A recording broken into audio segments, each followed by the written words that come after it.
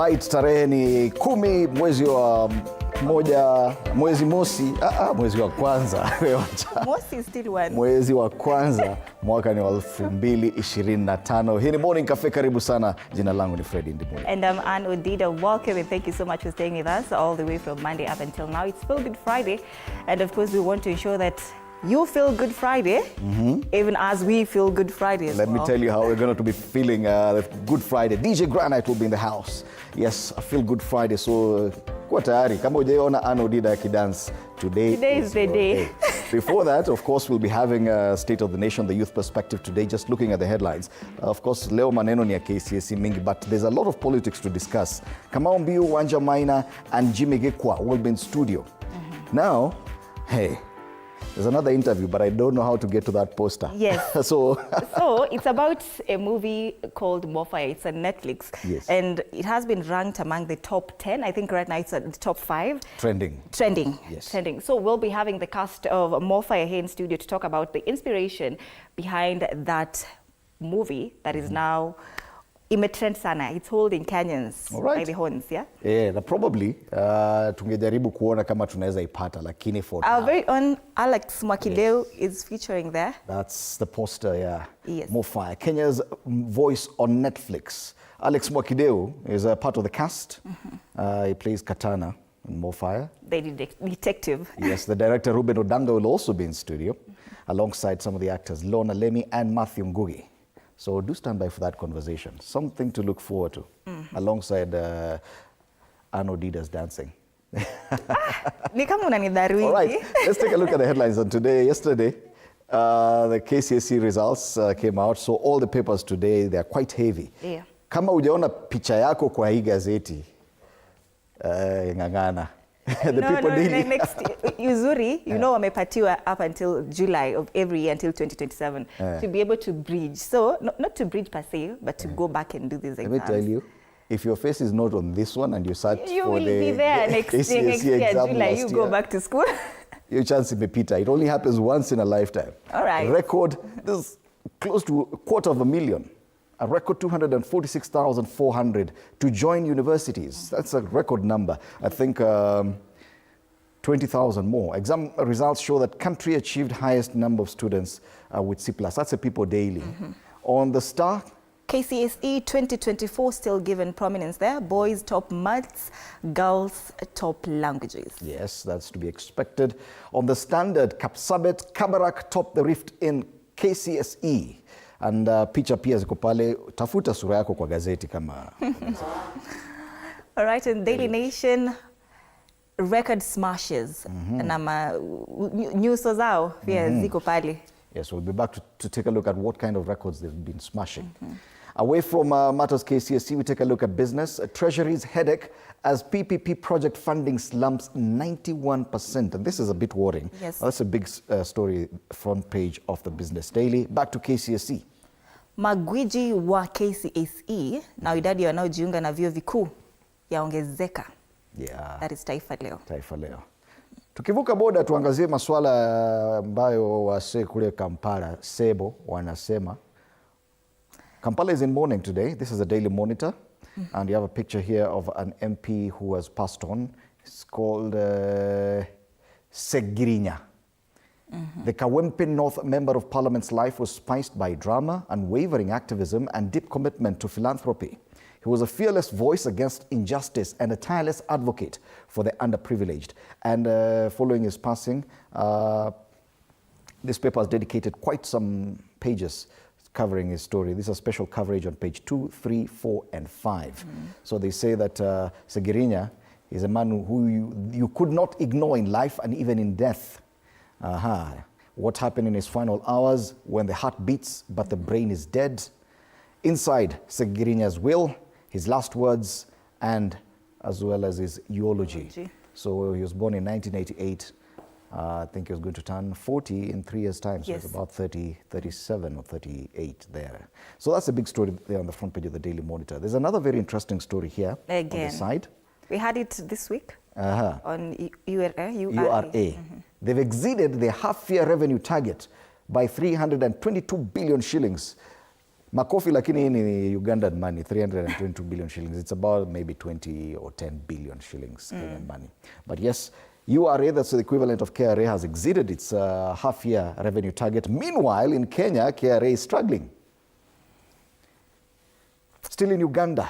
New Vision says SID school heads petition Museveni, and they say over 2,500 affected teachers in 76 institutions cite unfair recruitment terms.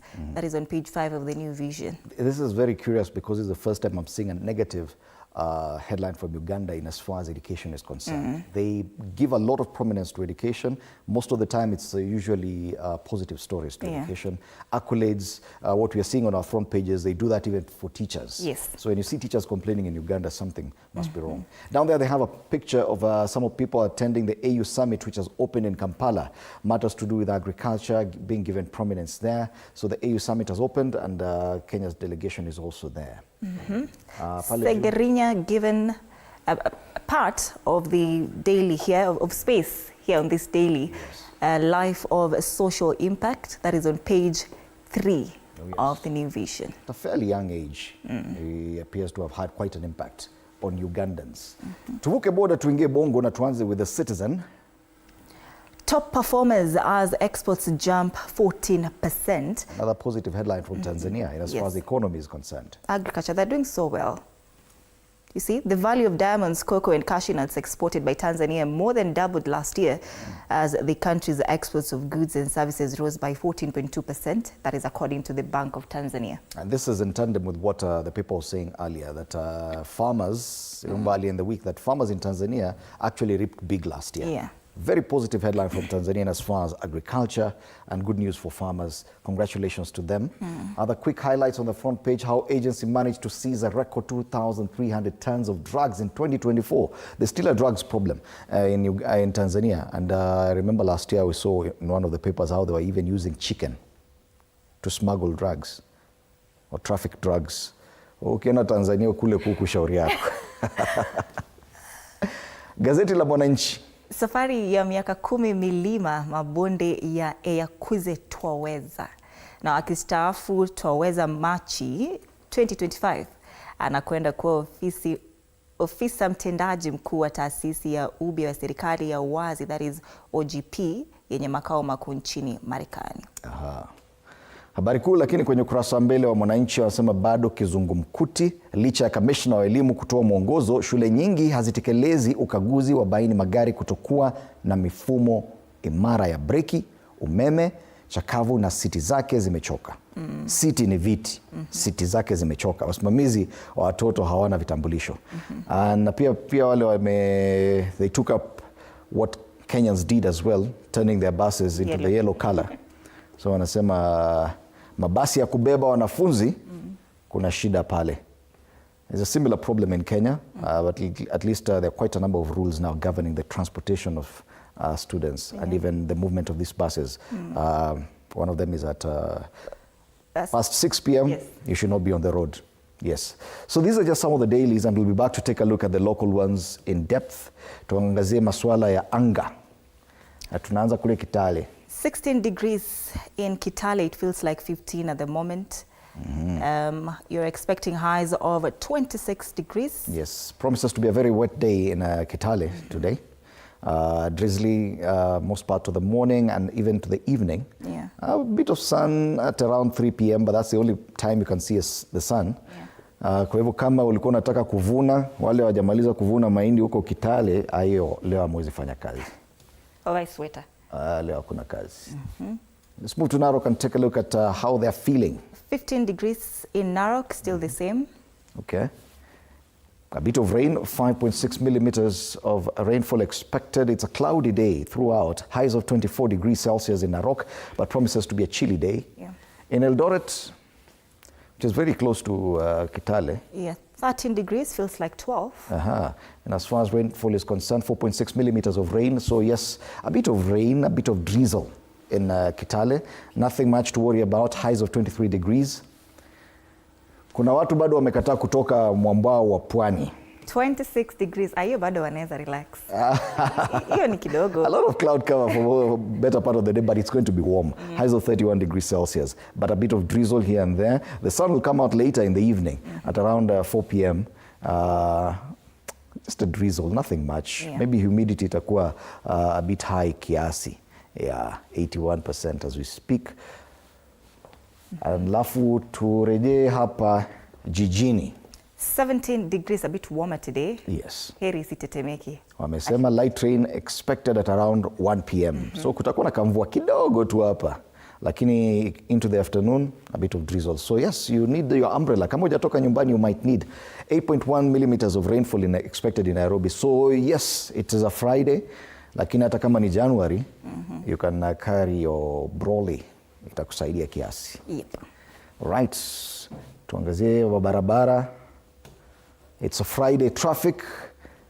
Tuone kama watu wameamka mapema. Unajua watu from holiday, the next Akili bado imerelax. Yes, the next feeling to a holiday is a Friday. Yes. As Stanley would say, the weekend is here. Yes, this is actually a Friday traffic. You can see green at Pangani interchange. Yesterday at around this time it was red here and red here. Yes, at the so not much movement as we speak. Jogoo Road also yellow, not much of red. Ile mahali ingine tulikuwa naona ni hapa Haile Selassie Avenue. Yes. Hapo at least still some activity, especially around the Bomblast roundabout going down towards the roundabout with Landis Road. Both sides of the road are quite busy around Haile Selassie Avenue in town. So that's the only issue so far. So we'll be back to take a look at that traffic situation at around 1:30 tuone kama mambo itageuka. Do we have a quote of the day? We do. So right about now, let's take a look at the quote of the day.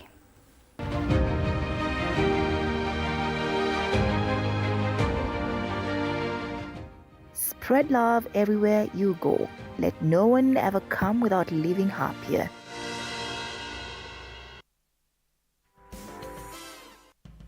All right, let's start off with the Daily Nation. Record smashers is the main headline. So let's come back and take a look at the local dailies. Mambo ya KCSE.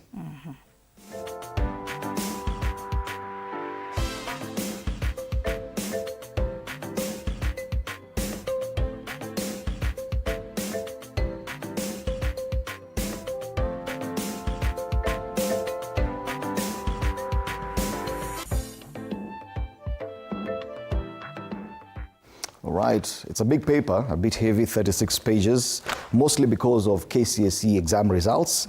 Because this has been given coverage, KCSE exams on pages 2, 3, 4, 5, 6, 8, 9, 10, and 12.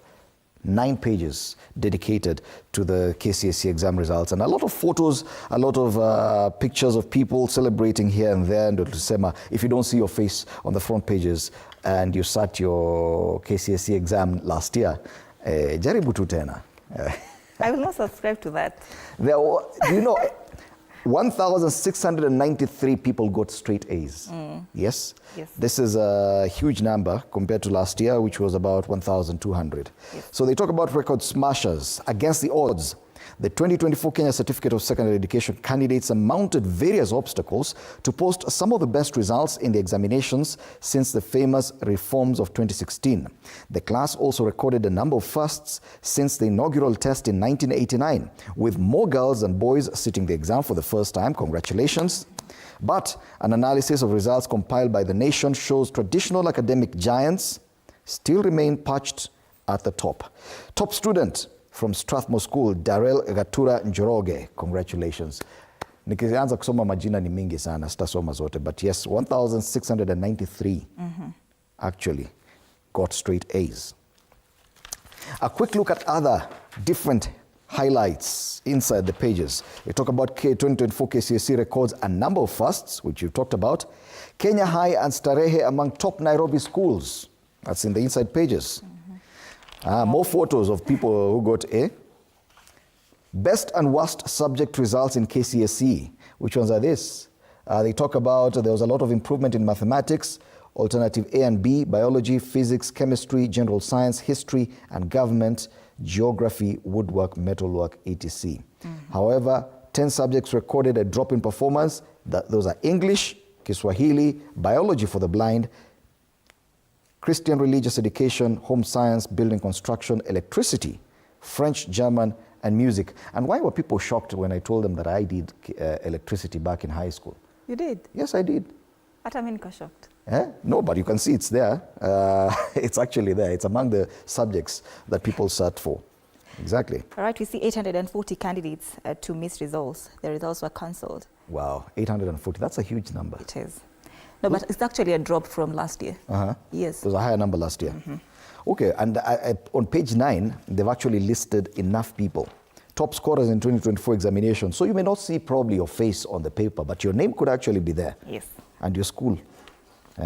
So if you know anyone who sat KCSE last year, you can actually look for their name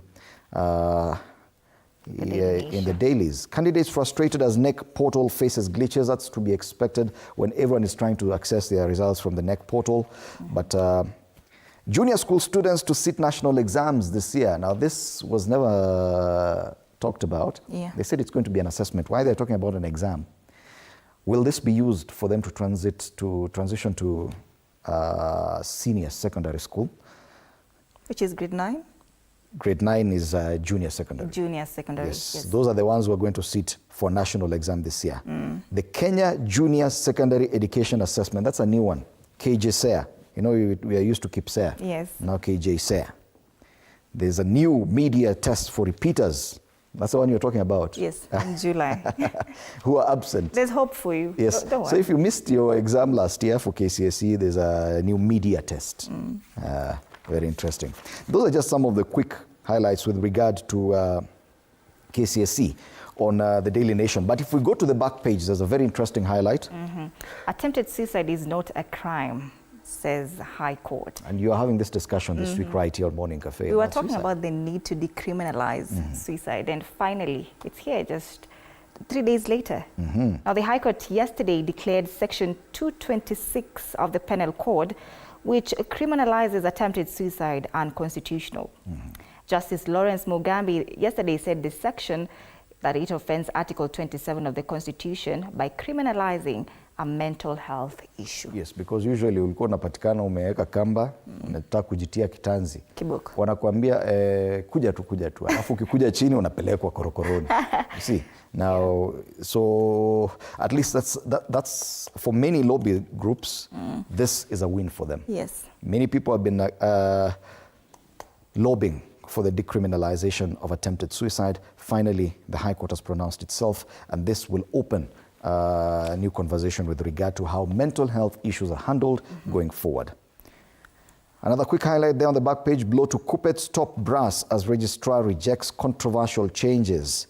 So the union has suffered a major setback after the registrar of trade unions failed to effect proposed changes to its constitution. Top officials of Kupet will now have to return to the drawing board in their quest to register far-reaching constitutional amendments passed during a chaotic annual delegates conference in Vihiga County last year. Those are just some of the quick highlights in the dailies today. We can take a look at the Star because we do have a physical copy. It's also quite heavy. Very. Hapa, page 4 and 5 talks about subjects in which girls excelled, which they say registered decline while boys' subjects record improve. Now, KCSE 2024, boys top maths, girls top languages, and they say 482,000 candidates fall flat, scored D+ and below in last year's KCSE. 482,000 candidates scored D+ and below. That's a huge number. It Close is. to 500,000 people. Wow. Now, KCSE overall national grade summary for 2024 is also there.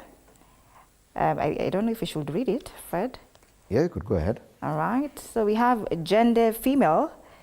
A's were 556, A- 2,840, B+ 8,108, and then B 19,781, B- 36,855, and C+ 50,397. Hapo ndio It's walijaa. interesting, yeah. For among those who got A's, the males were double the number of females who got A's. Yeah. That's interesting. When it comes to E, almost a similar number, 28,000 males, 20,000 female. Yeah, we also have something down there. Justice attempted suicide, not a crime. Yes, Ruth that's High the story we're Court. talking about. Right. How avoidable court awards bleed burden taxpayers. They also talk about that on page 2 of the Star. And then Ruto nominees vow to eliminate ghost workers, fake qualifications. Right. Remember that on Monday, I think, was it Monday or Tuesday, vetting of the 3 cabinet nominees will begin before the National Assembly. Next week? Next week. Yes. So that will be something very interesting. Coming back to the Star and taking a look at some of the KCSE headlines, because now that's the main discussion today. Sleeping Kambura Village celebrates sterling performance in 2024 KCSE. This is Alliance High School, comes from that area. Sheikh Khalifa Shimolatewa Light Academy shine in KCSE. Just another one. KCSE, mathematics among 17 subjects with improvement. Watu wapendi hesabu lakini inakaa this time round they really did and well. And it's the boys. Yes. Mass failures as 353,000 scored D plane and below. Iko shida. But once again, yes, quite a number of people who have been, who performed well. Their faces and names contained inside this paper. All right, so that is as far as the Star is concerned. Let's take a look at another daily, and that is People Daily. People Daily. They say record 246,000 people to join university. This is a different angle, just how many people now have qualified. That's those who scored C+ and above. Close to 250,000, which is really impressive. Congratulations to them.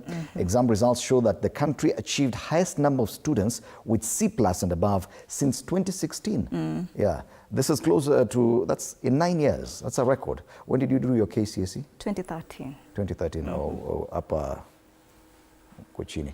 Me, I sat for my KCSE in the last millennium. Hatutashtuka tena. UK now demands proper probe into youth abductions. At least the discussion about the abductions still continues. Yes, and the UK is now demanding a proper probe into these instances. That's on the front page of the People Daily. Yes, and you know, I'm scrolling on that daily because you know nowadays they're green. So many faces are still here. Song, dancing, cheers, rend the air, of course, as they say there. And you know, talking about UK now demanding proper probe into these abductions, Neil Wigan said that, you know, our, what is it called? Our image in the international space is not quite good. And now they want President William Ruto's government to undertake swift and transparent investigations into the recent incidents of abductions. Right. That That is Neil Wigan, the British High Commissioner to Kenya. Right. We've taken a look at the Star. The Standard talks about Kapsabet and Kabarak topping the rift in KCSE. I don't know why, but I guess I know why they decided to go with this. Why? Anyway, It's just private corporates. We talked about utanifanyia nini. Well, because definitely they should be talking about the nationwide outlook. They just chose to go with Kapsabet and Kabarak topping the rift. Why the Rift Valley? Why Kabarak? Yes. Then again. The rest have been mentioned hapo chini. Traditional giants Kapsabet High and Moi High School Kabarak show their mettle once more, producing the highest number of A's in Rift Valley as private schools dominated the rankings in the examination results released yesterday. Mangu, Alliance High, Alliance Girls, Maryhill and Kenya High led schools that produced the most number of A's nationally. This paper has also given quite some acreage of coverage for KCSE pages 2, 3, 4, 5, 6, 7, 8 and 10. So plus page 1, so like 9 pages as well to KCSE. Other quick highlights away from matters KCSE. Drugs, Joyce Akinyi gets 25 years in the cooler. Wow. This, back in the day, like 10 years ago, this was a big story. Yes. Right now, no one knows about Joyce Akinyi and that famous club in Nairobi West. It used to be the center of a lot of drama. They also make mention of this Attempted suicide, yes. no longer an offense. That's really a win. This is a big, big, big deal. Is it a win? It is a win because for the fight against, or rather, the mental health issues, because it is a big discussion. This is a plus for activists and lobbyists who've been lobbying for decriminalization of suicide. Yeah. You should be treating people with mental health issues in a better way, not sending them to jail. Yep. Matters business, because we do have the physical paper. Here. Now, Treasury's headaches as public-private partnerships project funding slums 91%. Now, projects attract only 4.3 billion in year to June 2014. And also they say Adani deal's cancellation signals more trouble in 2025, Fred. Right, 91% slump. So yes, that's a big story. It's not the kind of story that Treasury would be, it's not the kind of headline they were hoping for, but yes, that's the situation. Yeah. Even the Business Daily leaves room for KCSE results. Half of KCSE candidates scored D+ and below. It is unfortunate, but that is the reality. Other quick highlights on the front page of the Business Daily: Treasury to expunge ghost pensioners from payroll. Kenya caps special economic zones tax breaks at 10 years. Beyond 10 years in Asia, policyholders cash out 13 billion shillings on economic hardships, and investors reap gains of over 21% from bond sale. There's just some quick business highlights on the Business Daily. Taifa Leo wameangazia masuala ya mtihani wa KCSE. Ukurasa wote wa mbele magwiji ni masuala tu ya KCSE. Wanasema magwiji wa KCSE. Idadi ya wanaojiunga na vyuo vikuu yaongezeka, huku matokeo ya watahiniwa 840 yakifutiliwa mbali na NEC. Na kuna kidokezo kingine kwenye kurasa wa mbele wa Taifa Leo, ni masuala ya mtihani wa KCSE. All right, let's take a look at the cartoons today and see if at all it's also about KCSE. And yes, we start off with the cartoon of the Star. Yes, it's about exams. It is. But now they portray this, this is a caricature of the CS for education as a snail. Why? Because it has taken too long to release the exam results. So will this be the depiction of this gentleman by the name Migosi Ogamba. Yes. Migosi Ogamba. But at least he's made it to the cartoon. Unajua ukijipata umepata cartoonist ame take time aka caricature sura yako, you've made it. You've made it. So yes, exam results, but they're coming at snail space. Yeah. So next time utaona depiction ya snail kwa cartoon, ujue tu ni masuala ya Migosi Ogamba. You can see Matiang'i, of course, Mashogu, Magoha. Yeah, they're all Kichungulia. Washangaa wewe jamaa unaenda polepole aje. Yeah. Because I remember a time when KCSE results were released in December, right after, no, actually before Christmas, yes, which was a record. Now, hakuna haraka, si zimefika. The Standard also gives prominence in its cartoon to matters KCSE, but what they're doing this here is that they're talking about how many years are left for KCSE. 2024 is done. Yep. So the very last KCSE exam is going to be 2027. In 2027, immediately after the general elections, if at all we're going to have elections, that is. So the current Form 2s, no, Form 2. Yes, Form 2s are going to sit the exam in 2027. So we have 3 more classes for KCSE to go. The countdown starts with us. The current Form 2s are the very last 844 class. Very special class. Watakuwa naambia unajua sisi tulifanya 844. Kwa mwisho. Sio CBC. So that is as far as exams are concerned. This is the cartoon of the People Daily. So you do have the former Prime Minister, who's now the candidate for the AUC chairman's post, inside the pocket of government. Yes. Lakini akiingia kwa hiyo pocket, anatupa nje nini? Fight for democracy. He has thrown away that placard. He used to hold this because he used to be the champion for fighting for democracy. Now that he's been pocketed by the government, hiyo placard hana kazi nayo. Ameitupa kama takataka ingine hapa. This is an orange pill. Yeah. So placard ya fighting for democracy na orange pill hiyo yote imeenda. So hii ni ODM. I no longer need it. Finally. Same theme as that one. This is a Daily Nation. We see our position in government will be clear after AUC elections, and that's Raila Odinga Baba for AUC. And we have members of the ODM. Yes, under a crumbling house. This is the ODM house, and you can see the pillars are coming down.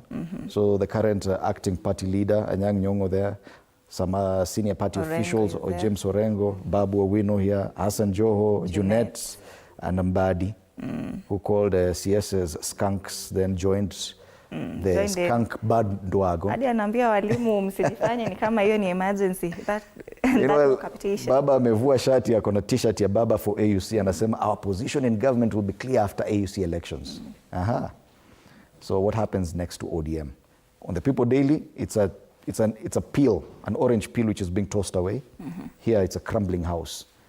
So these are just some of the themes highlighted in the caricatures today. So yes, that ends our newspaper review this morning. We promised that we'll go back and take a look at the traffic situation once more before we take a break. So angalia hapa Pangani interchange, yes, now clearly now this is normal traffic. Mumeamka finally. So guys coming from Thika Road and Kiambu Road, mukikutana pale Pangani interchange, yes, kama kawaida, slow down imeanza as you move towards either Forest Road or Muranga Road, but nothing to worry about. It's still traffic ile Friday. Juja Road is building up slowly. Yes, you can see pale just before you get to that Isli junction. A lot of traffic around that area. Jogoo Road 2 towards town, building up slowly around the Makadara area, almost as you get closer to that roundabout where you have St. Stephen's Jogoo Road Church. Mbotela area there. Patches of red, meaning that traffic is building up. Landis Road, around Machakos bus station, Mudhurwa area, it's a long stretch of red, meaning that it's slow traffic towards town. So if you're coming from Jogoo Road and you can avoid Mudhurwa area, please do. You can use Lusaka Road and go around using Uhuru Highway and back into town. Both sides of Haile Selassie Avenue getting busy as well. People are still traveling back to school, and some people coming from holiday. Tuliangalia wale walikuwa Lamu. Kuja na ndege. Mombasa Road is looking good towards town. Nothing much to report about from people coming from Kitengela and Syokimau. Munaweza fika town haraka haraka. Southern Bypass, nothing to worry about. Langata Road 2 is looking good. Mbagathi Way, nothing to report. Ngong Road, nothing out of the ordinary. And finally, Wayaki Way into town. It's green all the way. Green all the way. So the traffic situation is okay. Remember that interview. More the fire. One we have with More Fire. More Fire. I'm excited by that. I'm really excited. More Fire is trending top 5. So we're having that conversation today later on, of course, after the youth perspective. Yes. So we have Lorna Lemi. Actually, I hear she's the main actress in this. And we have Matthew Ngugi, Ruben Adanga, the director, and we have Alex Makideu. Our very own. Our very own. He's the detective. Why do I keep on saying detective? Watu wa Kisumu wacheni nifanye kazi. So this is a very interesting interview. Looking forward to that. Coming your way at around 8. Before that, we're going to be having other discussions as well. Yes, so... Technology mekata. So stay with us. Even as we take this break, we expect you on the other side of this break. Stay with us. Our social media platforms at TV47 Kenya on Facebook and YouTube, at Ann_Dida on Twitter, on X. My X handle is at Fred Indimuli. You're watching Morning Cafe.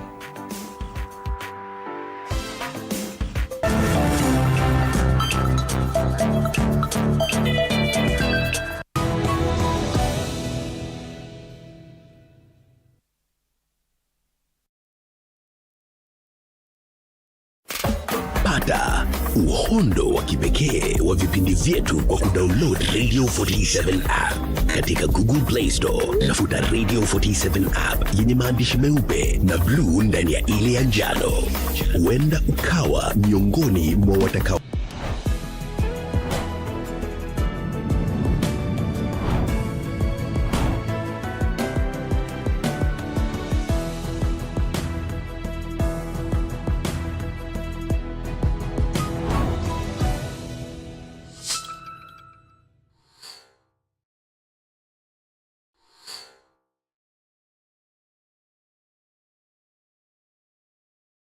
Are you ready to elevate your business game? As long as you're earning something, there's always that opportunity to save. And you start with where you are. Kama wewe ni mfanyabiashara, huwezi kaa bure, unajipanga taratibu vile inavyofaa. Join us each week as we dive into the stories of the world's most driven entrepreneurs. When you pay attention to detail, you get luxury items.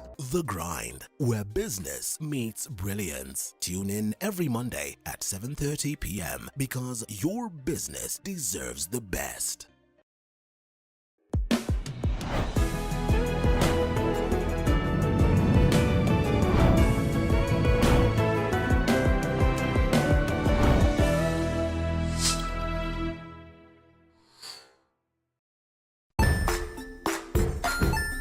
Hey there friends, welcome to Kids on the Block, where fun and imagination come alive.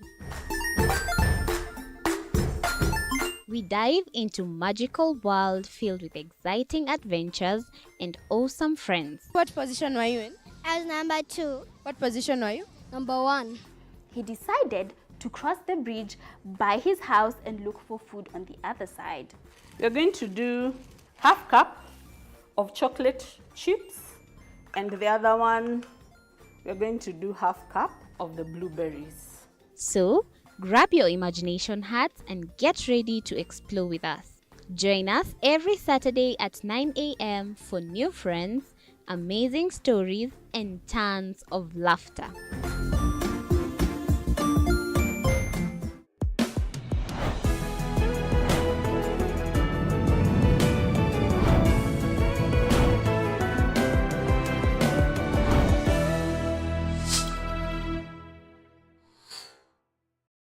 Join us as we explore the journeys of those who defy the odds and break barriers. We dive deep into the stories of triumph. Sometimes when parenting a child with a special need or whatever disability, family life becomes a bit complicated and you may end up raising the child on your own. Here, we inspire. I have a farm which one we showcase with other dyslexic youths and autism, how to farm. Motivate. It's never easy, but what we do, the best thing is to work with another parent who has an elder child than yours. And break through the barriers one story at a time. Push your boundaries beyond the limit. Saturdays at 8 p.m.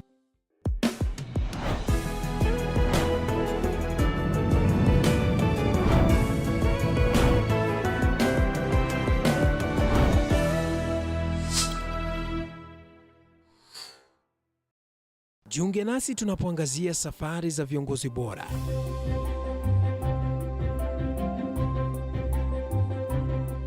Kutoka kwa ushindi mkubwa hadi masomo magumu. Wakati wetu kwamba wasichana si wa kusoma, ni wa kuolewa, ng'ombe ipatikane, wazazi wakuwe watajiri. Tunashughulikia yote. I wish I were a better investor. My parents taught me how to look for things for myself. Tazama Mfahamu Kiongozi, ambapo kila kipindi kimejaa maarifa, mikakati na hadithi za kukuza azma yako. For me to succeed, I have to fight. Kila Alhamisi saa 1:30.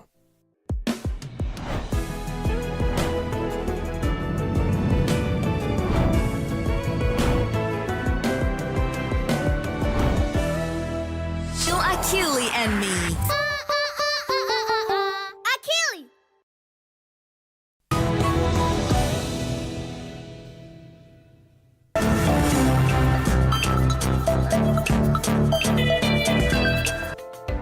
Alright, welcome back. You're watching Morning Cafe on TV 47.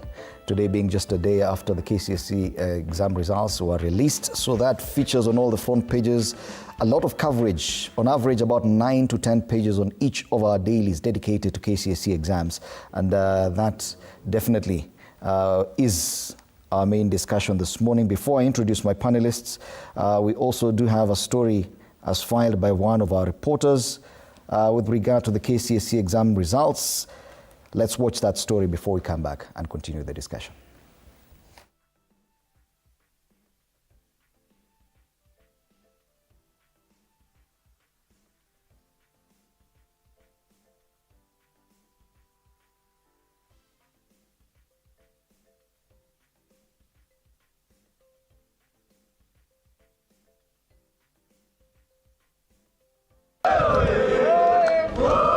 In the just released 2024 KCSE results, 246,391 candidates have received a green light to join university after attaining grade C+ and above, which is an increase compared to 2023 performance. This is after 1,693 candidates attained grade A, 7,743 candidates attained grade A-, 19,150 candidates attained grade B+, 43,120 candidates attained a B plane, 75,347 candidates attained a B-, and 99,338 candidates attained a C+. However, 712,537 candidates have missed out on the opportunity to join the university after attaining grade C plane and below. Of these, 111,717 candidates attained grade C plane, 118,781 candidates attained a grade of C-, 128,885 candidates attained a D+, 153,334 candidates attained a D plane, 151,487 candidates attained a D-, and 48,333 candidates attained an E. On a positive note, there are some schools that have recorded an impressive performance. This despite these schools not being in the spotlight as best performing schools in the preceding years. The schools include Kisii High School, Kagumo High School, Kapenguria School, Kenyatta High School Mwatate, Kalolini Boys High School, St. Teresa Mboni Girls High School, Mboni Boys High School, Chewoyet High School, Makueni High School, Thika High School, and Meresho High School in Kajiado County. Elizabeth Atieno, TV47, Nairobi. All right, and today being a Friday, we do have the youth perspective. With us is Wanja Maina, founder of the Hummingbird Grassroots Center. It's good to see you in this new year, Wanja. Happy New Year. Happy New Year, Fred. Yes. Next to Wanja, we have Kamau Mbiu, Chair, Kiambu Youth Caucus. Happy New Year, Kamau. Karibu sana. Happy New Year. And last but definitely not least, Jimmy Gekwa, political analyst, also joins us. Happy New Year, Jimmy. Happy New Year. Yes. So, yes, a big discussion today. If you look at the dailies, we cannot escape the fact that KCSE exams are out. This being among the very last KCSE classes. After this, only 3 more cohorts will have to sit for KCSE. But some shocking numbers here. 482,000 candidates fall flat. They scored D+ and below in this national exams. And the question has always been, what do you make of an examination system that actually declares about half of those people who sat for it failures, for lack of a better word, Wanja? Thank you so much, Fred, and good morning to our TV47 viewers. I'll just start by congratulating the students who are happy with their results and also encouraging those who are not happy with their results. But then again, you know, every time the exams come out, we always see very inspiring stories. Like a story I saw of a boy who is from the Shona community. They have been stateless in Kenya since 1959. And the boy pulled himself by the bootstraps at a time when President Uhuru, you know, gave the Shona people to be Kenyans because they have been stateless for over 60 years. And the boy actually got an A. So sometimes you also see stories of children, you get very inspired. But also when you introspect the numbers, and I heard you, Fred, saying that half of the students scored what we'd say below average, for lack of better words. For me, I always ask myself, is our education system fit for purpose, really? Especially now that we're in the age of 20, in a new decade.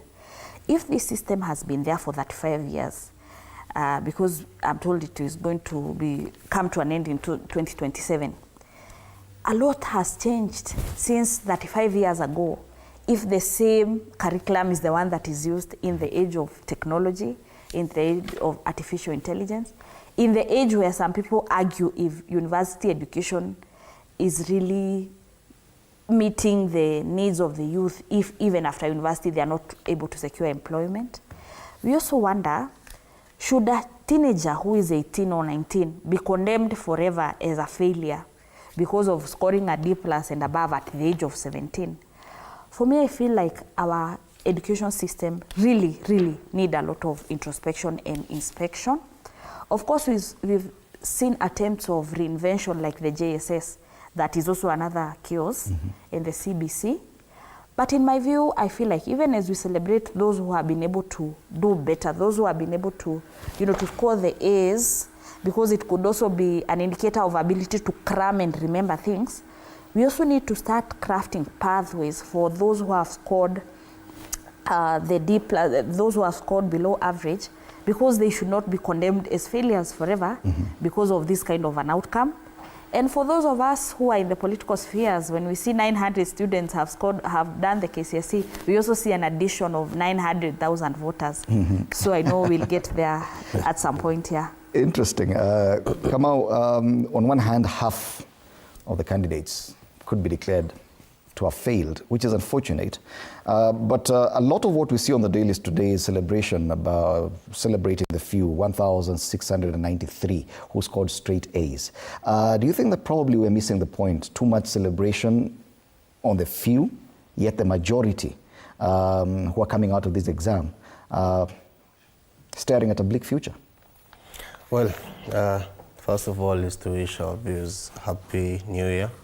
And good morning to all of them, and congratulations to the happy ones. And to those that feel they didn't attain what they wanted, it's not the end of the road. But having had a total of 900,000 958 there, and having 400, almost half, that is half a million people attaining below average, that's absurd to me, because we cannot have a nation with where we are having 1 million people sit for an exam, but half of them are below average. And then we are having 1,000 plus that those are the above average. I think we miss the balance, and we can read in between the equations.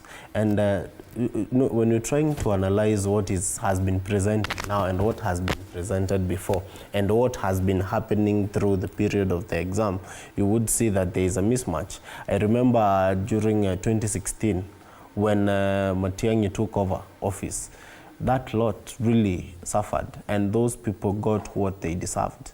I'm seeing here there was 1,375 students, straight A.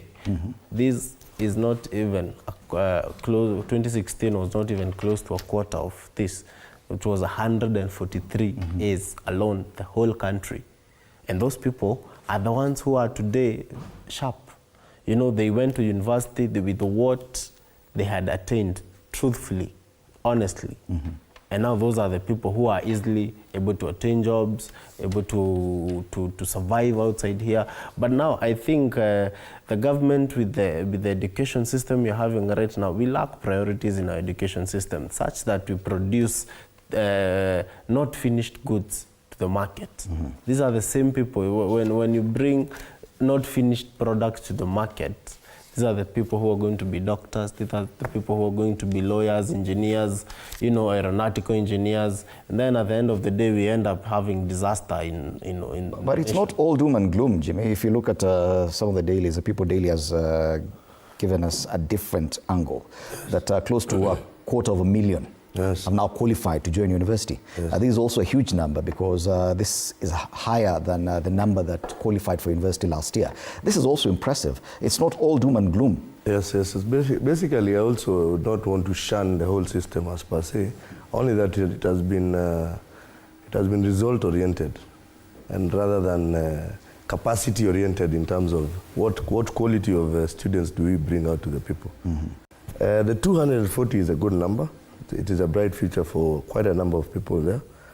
It does not necessarily meet or met doom on the rest, because we have a lot of TVETs. And I think government has also understood how to also encompass everybody into the education system, such that now we have more TVETs going down, we have more courses, more hand-to-hand courses in terms of we do not necessarily need a white collar university degree people. Actually, 90% of the people who do those things, 10% end up, 90%, let's put it at 40 or 50% end up going to the informal sector. Now, getting employed by the same people who went to TVETs, because there's hands-on. When I was doing computer science at the university, there was a college in Nairobi called Visions College. The guys who had done, by then, the guys who had done C++ and N++, we had just started something called programming. The guys who started that stuff, the guys who were now top, we couldn't even get jobs. We would only go as their assistants. And they were college diploma and certificate holders. So basically, we need to also evolve our education system, which I'm also very glad about the JSS and the JSS, which now I'm a parent.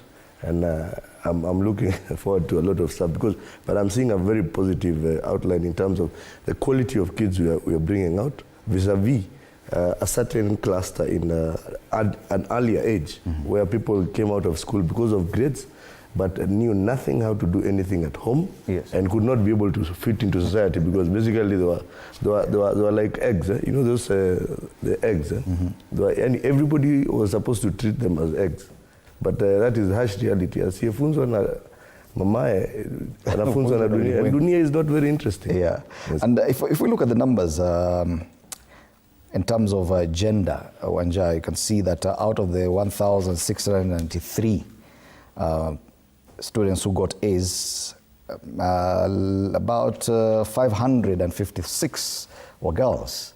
Is this an indication of how the society is?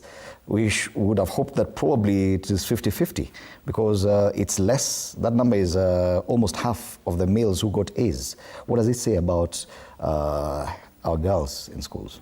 It just says that our girls are working hard. It just says that our girls are able to write their exams. It just says that many parents are ensuring that their girls are staying in school. It just says that our girls are working hard. You know, yesterday... We were hoping for more girls to get A's. Now I think it's the boys who are getting more A's here. Yeah. Well, I think for me, when it comes to the issue of examination, if I get your question correctly, Fred, you're saying that more girls sat for the exam than boys. You're saying more girls? More boys and girls got straight A's. More boys than girls? Actually, the number of boys who got straight A's is double the number of girls who got... Oh, I get you. I get your question. For me, really, I think when it comes to this issue of boys versus girls, for me, I've always said that education is an equalizer. All factors held equal, both girls and boys sat for the same exam. So it means that if the girls was asked... There's an issue somewhere. What is biology? Both of them will answer the same. However, really, if I could introspect the numbers, there's always a story that is lying behind that. For example, I'd be curious to know, is it reflected in the total number of students who sat for the exam, for example? But I would say generally for me, as long as both boys and girls are taken to school, I think now sitting for an exam is an issue of competition. Yes. So... Because we're looking at, you see that headline on the Star. Yeah. You talk about boys topping mathematics and girls languages. Yet there's another story in the inside pages that talks about which areas there have been improvement. And when it comes to mathematics, that's where they've recorded the most improvement, Kamau. But the areas that recorded the least or a drop in performance were English, the languages, where girls are performing well. There's something there if you draw a parallel between that headline and the fact that more boys and girls are getting A's. Well, I would like to, maybe, to me, I was seeing the analysis that there are more than half of boys, double the number of boys got A. Also, almost half more, 2,000 more boys got A minuses, and 11,000 boys got B plus, or else the ladies got 8,000. I think we have forgotten the boy child in the society. That now the guy has been left alone, and he says, you know what, man, it's me alone. It's me and the world. It's me and the world. So the boy child has realized that it's him against the world. And so you found him, he is more hands-on with doing most of the things. And now this will come to answer your question with why the ladies are more linguistics, why they are more of, with the Fasihi. It's because now the guy wants to be more hands-on, mathematics, chemistry, physics, geography, you know. I think that is it, but it's still goes back to the system. What are we really feeding our people in class? And then also with interests. You as a student, what do you want to major on? That is where you put your effort, your more effort on. Most of these ladies who major on linguistics and English and literature, they become teachers, they become journalists, they become, you know, because they relate with the public relations. And that is why now you'll find more boys in the more hands-on courses, engineering, courses like mathematical, that is analytical, chemistry, such. Right. Yeah. And even in the process of releasing the exams, a lot of criticism has come the way of CS Megosio Gamba. In one of the cartoons is depicted as a snail because it took too long to release the results. Do you agree with that criticism, or is it that the last few CSs had taken us to a different kind of standard where we're getting KCSE results even before Christmas Day?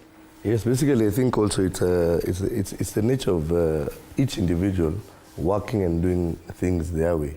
Again, we also had a quagmire in terms of the education system as we entered 2025, because we did not. There was very little. I would basically not want to blame him, because I think we have a communication department in government, which I probably some people play part in, and we had a quagmire of where to take our grade 9s. I am a parent, and it was not very interesting up until last week. So that we needed to understand were we supposed to have a new fee structure, how many schools facilities were able to take the grade 9s, how many schools border high schools which have an empty class as we speak because of we have an empty class. So basically, yes, because there's no Form 1. Because basically now, how are we going to get the running of the education system? Because so I think there was so much in his docket that probably it never just hit the light that it was supposed to come earlier, or it was part of the process of getting this done and getting a rollover of the other kids done.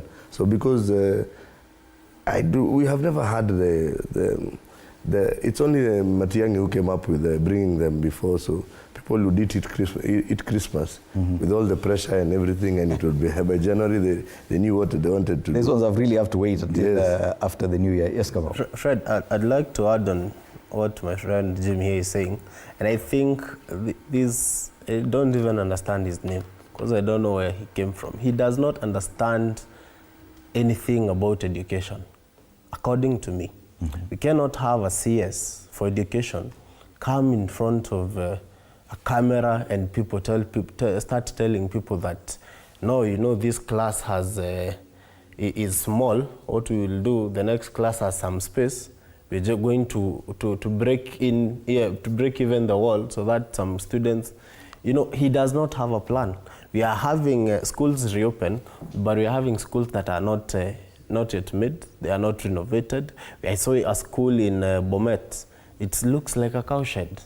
And the school was opening that morning. So what are our priorities? And that would also reflect on what the results we are seeing here. What are the conditions with which we subject our students, our pupils to?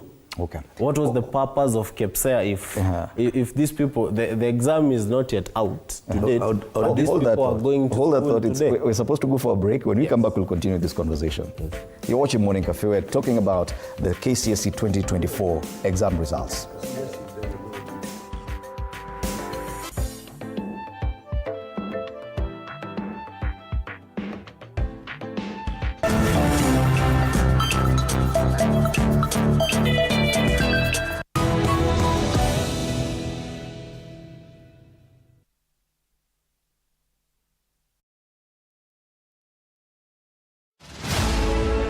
Welcome to Murang'a Institute of Science and Management Studies. We offer the following competitive courses: Certificate in Pharmacy, Certificate in Health Records, Diploma in Health Records, Certificate in Nutrition and Dietetics, Diploma in Nutrition and Dietetics, and many more. For registration, visit us at our campus along Sagana Murang'a Road near Kabuta Shopping Center, or contact us through 0722 374 451 or 0722 911 525 or 0705 720 274. January intake will run from 6th to 24th January 2025. Our goal is to transform our trainees for a better future.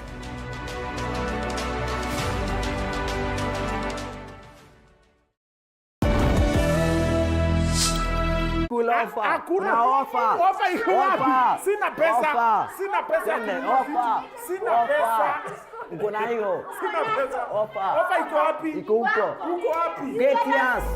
Changamka ushinde na KCSE Supermarket Back to School Offers.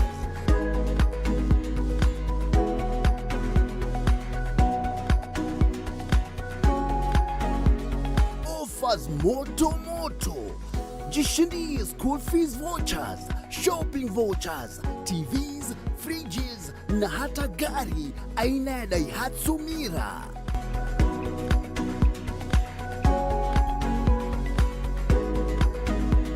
Changamka ushinde na KCSE Supermarket. Enjoy uninterrupted live streaming of your favorite programs on TV 47 and Radio 47 on the go with our new mobile-friendly website. Experience the future of broadcasting. Visit www.tv47.digital or scan this QR code and stream your way to endless news and entertainment. Welcome to the home of untold stories.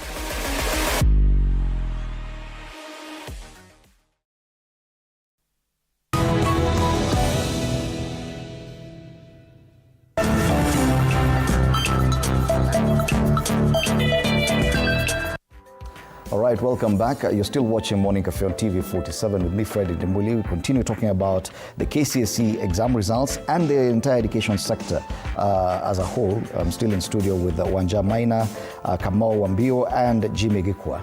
And if you look at the education sector as a whole, KCSE is just one strand. But now that it's the youth perspective, this affects a huge chunk of this population. If you look at issues around CBC transition, there's shortage of classrooms, shortage of teachers as we speak. KCSE exams and the challenges therein, the delays that we've been talking about, university funding model that has already been declared unconstitutional because it is discriminatory by the courts. Yes, we have almost 250,000 people going to university, but the uncertainty about whether or not they'll be in university still lingers. Delayed capitation. The headlines yesterday were saying that even capitation to schools, about 48 billion shillings will delay. That schools will not be getting that money anytime soon. Now, these are just some of the challenges bedeviling the education sector. That in itself could disadvantage or disenfranchise a huge chunk of Kenyan youth. Does it worry you that probably this administration is not handling education, the entire sector, in the way probably you would have wanted? No doubt that it worries me quite a lot. And I have always said, just try and look how people treat children, because we are dealing with children. And it paints a picture of the kind of society you live in. You know, Fred, whenever we talk about this issue of education, we have always talked about teachers, and we have always talked about the big ministry officials who operate from a big building somewhere near Jogo House.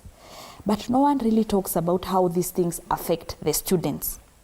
You know, I happen to have one of my siblings who is in the JSS situation. And when I was engaging her, you could tell this is a child who is a minor around 13 years. And you can tell she's also very confused. I can assure you that children are not as ignorant, or they are not passers-by in the affairs of education. These are students who know how to look at their marks, who knows how to say that, no, teacher, this one you put for a wrong, and it's supposed to be a right. So I think even as we make this new haphazard ill-informed, always quick, sometimes not well thought out plans. Let us also try and dignify our children. Your average child in JSS is quite confused because this is a child who has been told, you're in primary but not like primary. So they don't know how to handle themselves. I come from a certain community in this country called the Kikuyus. Ideally, in the way we have done things in our traditions, there is where the boys do their standard 8 exams, and then there is that break, and then they go to high school. They undergo rite of passage, which is circumcision, as per the traditions of their culture. Other cultures do their own ways. So it was even a quagmire in the community. So these are boys who are in primary school, who are also going to be interacting with other primary school students, yet that rite of passage is supposed to transition you to some form of quote-unquote adulthood, young adulthood into high schools. So there were even cultural conversations around, should they undergo, should they not undergo? You see now this is coming now in the way, and this is a very big issue because your average boy will tell you that's what they are looking forward, because there is no way their peers are undergoing it and they are not undergoing it. And the community are saying, let's postpone, and people are saying, what if we postpone and then there is also confusion next year? So some of these things have come in the way to interrupt how the way of life and the society has been moving. So I think the government really need to think strongly about what they are doing to our children. Let's go back to the issue of education, higher education, university funding model. And I'm happy because earlier when I was listening to you, Fred, you said that mental health has been decriminalized. Attempted suicide. Attempted suicide has been decriminalized. And I think in the words of the judge, he said that people with those kind of challenges should go into the health system, not the criminal system. You know, these university students, when you read their stories, sometimes you find, you know, some things are said like a joke, but they are very serious. You listen to them and they are saying, sasa itabidi nimeinama lunch ipite.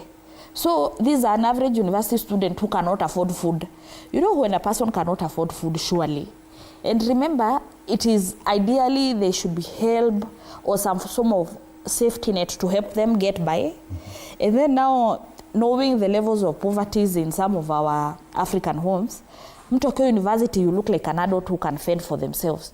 So here is an individual who is in an institution of higher learning, you can't afford food, your mother is telling you, sasa wewe tutakupatia chakula ama will buy for the young ones. So I think these issues of uncertainty, even in higher education, could be leading some of the young people into the issue of mental health. But overall, some Kenyans become very uncomfortable because while we are having problems with issues like JSS, CBC that many people have said, you know, the other day I had the governor, I think it's yesterday, the governor of Trans Nzoia was saying, teachers don't understand CBC, parents don't understand CBC, he doesn't understand CBC, and even the president does not understand CBC, that's why he got a task force. So who understands it? Who understands it? Parents are doing more homework than the children.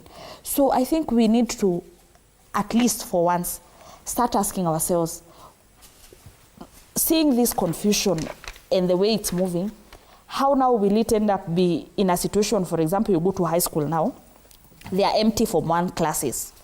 Because this year there is no Form 1s. But there are students in JSS, which is technically domiciled in a primary school, where they don't have classes. So why do we have, a good example is a school somewhere where I went to school. The primary school is at the fence of the high school. So the Form 1 classes were 4, but they are empty. But there are no JSS classes. So does it make sense that there are empty classes in a school that is by the fence? And it's good you mentioned the presidential task force. Jimmy, yes. It would appear that this administration must have noted that there is a problem with the education sector. Hence the reason why the president appointed that presidential working task force on education reforms. But 2 years later, the confusion still lingers, and this task force was supposed to provide solutions from down there, basic education, all the way to university level. But it would appear that those problems have not been resolved, despite that task force finishing its job and handing in a report. Are we getting it right? I think basically change is inevitable. And as my sister Wanja said about even the rite of passage that was coming, that issue used to come after class 8. It was modeled after class 8 because by then that was the system. The people like my father who did the same system probably my kid is doing, grade 7, had a different way of doing it. So that change is inevitable in terms of, as much as there is confusion, we have a new system in probably everything in education. And we have had a lot of teething problems in terms of even the CBC rollout. But CBC as it stands, CBC is on course, and I do not see any problem. And you have not heard of any problem about CBC. The problem the only problem that came up was this grade 9. The grade 9 going now planning the grade 9 classes and probably the system, but even their curriculum is 100% on course.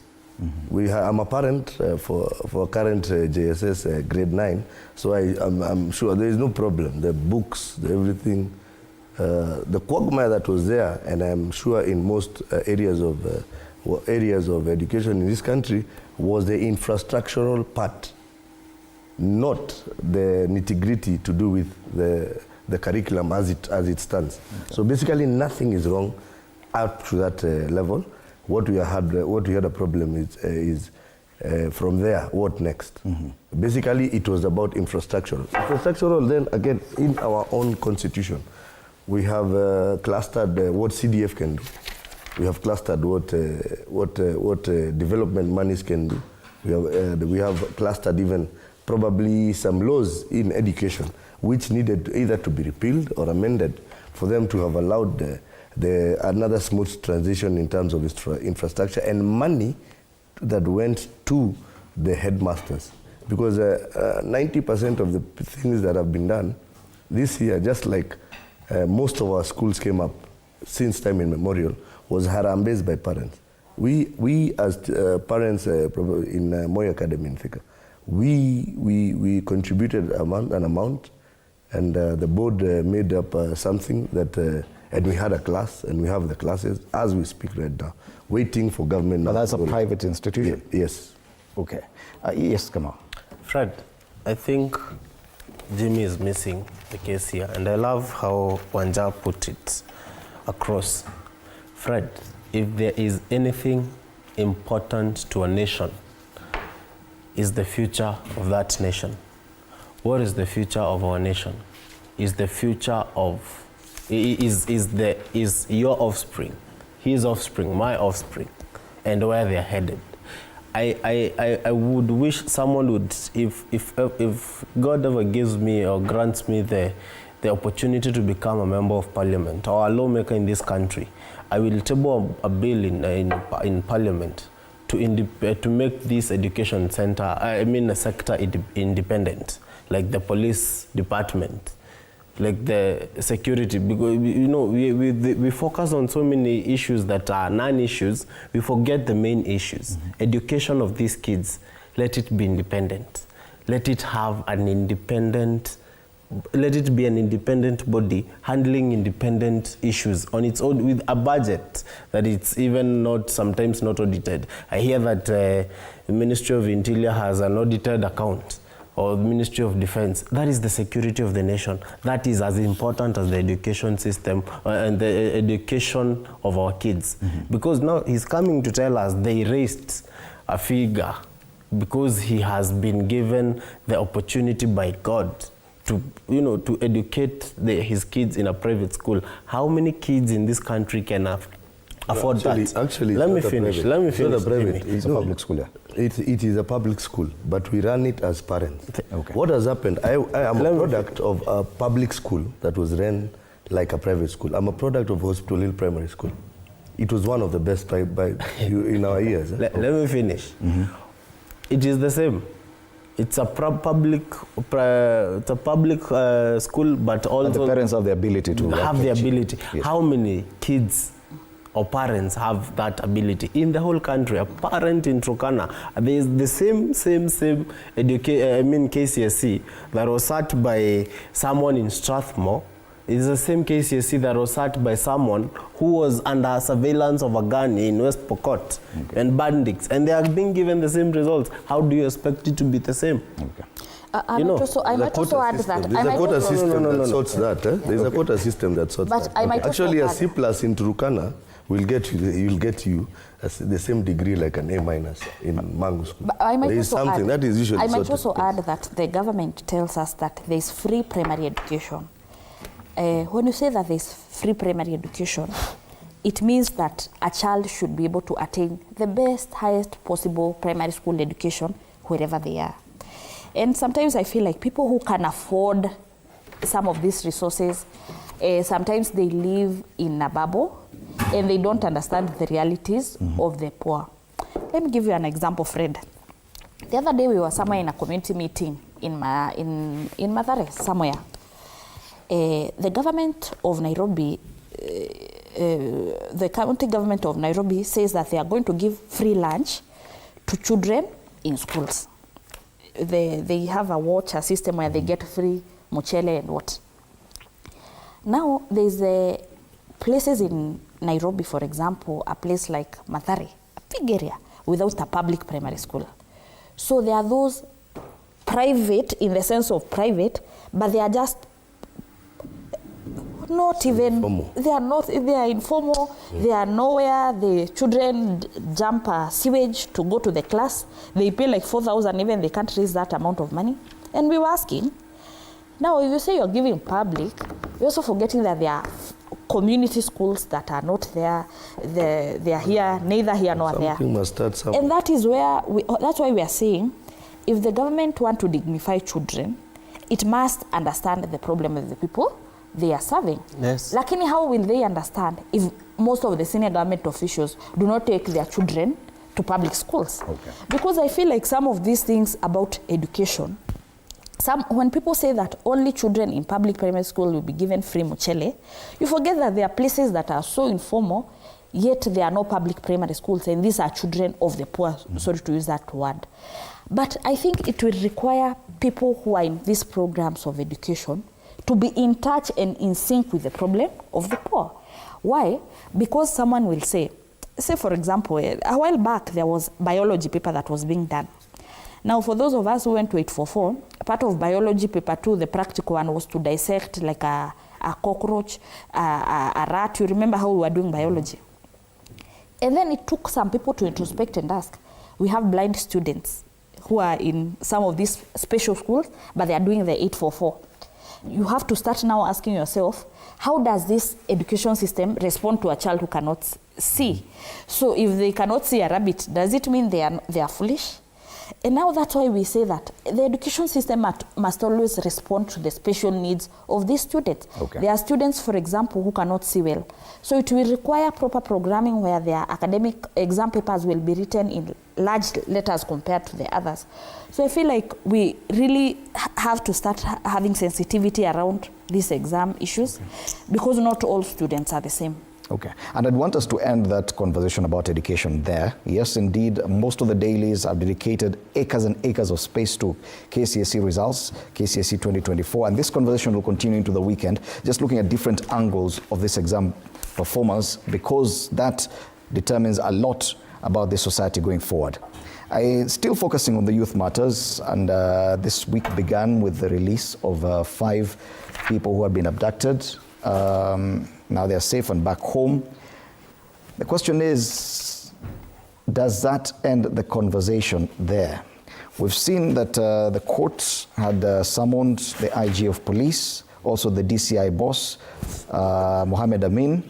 Both the IG of police, Douglas Kanja, and the DCI boss failed to appear in court.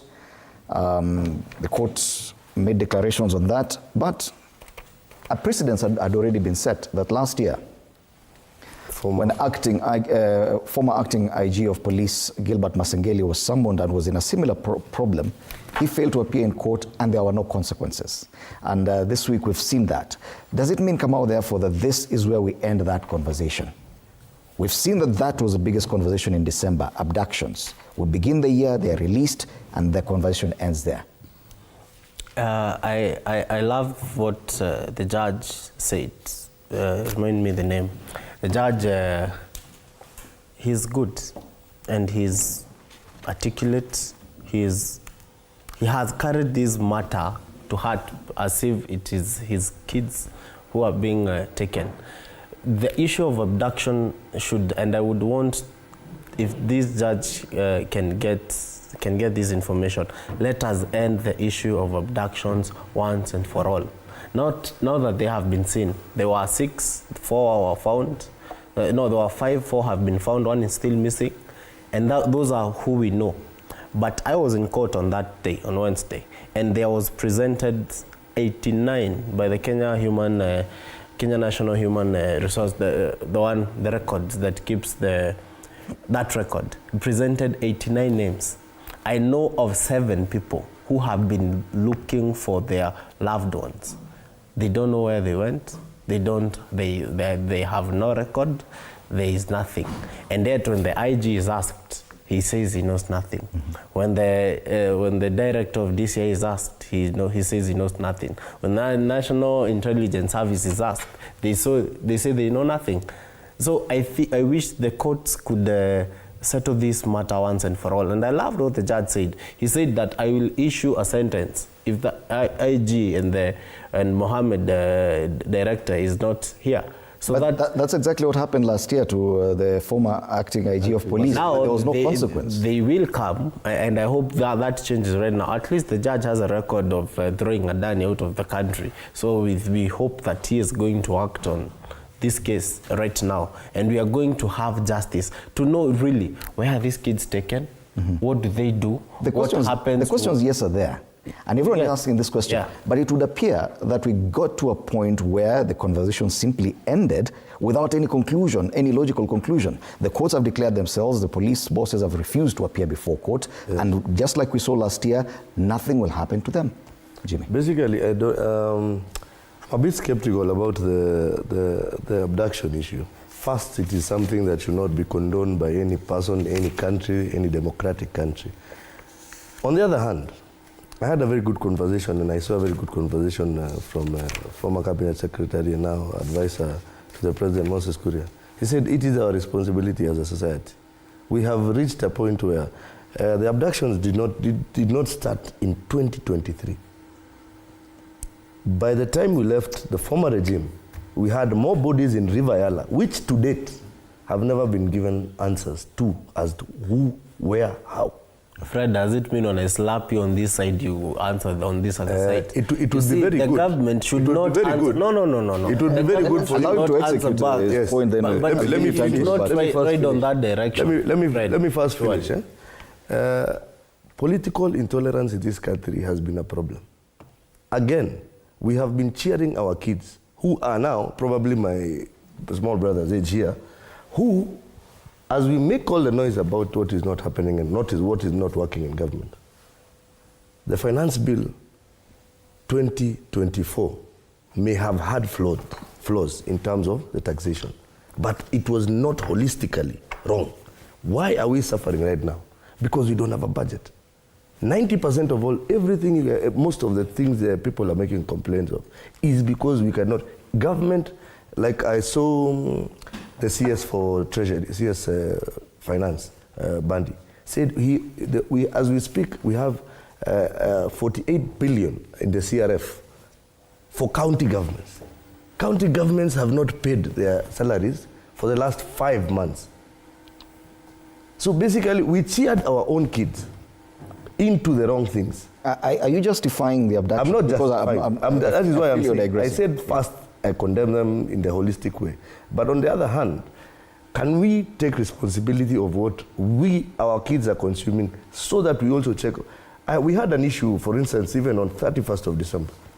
We have an application called Instagram. We found, we're doing something in Thika, and by mistake, we found a group where 90% of the Thika kids in primary school, 13, 14-year-olds, were called for a party. We did not know if there was anything about IG. And somebody just, it's a prompt.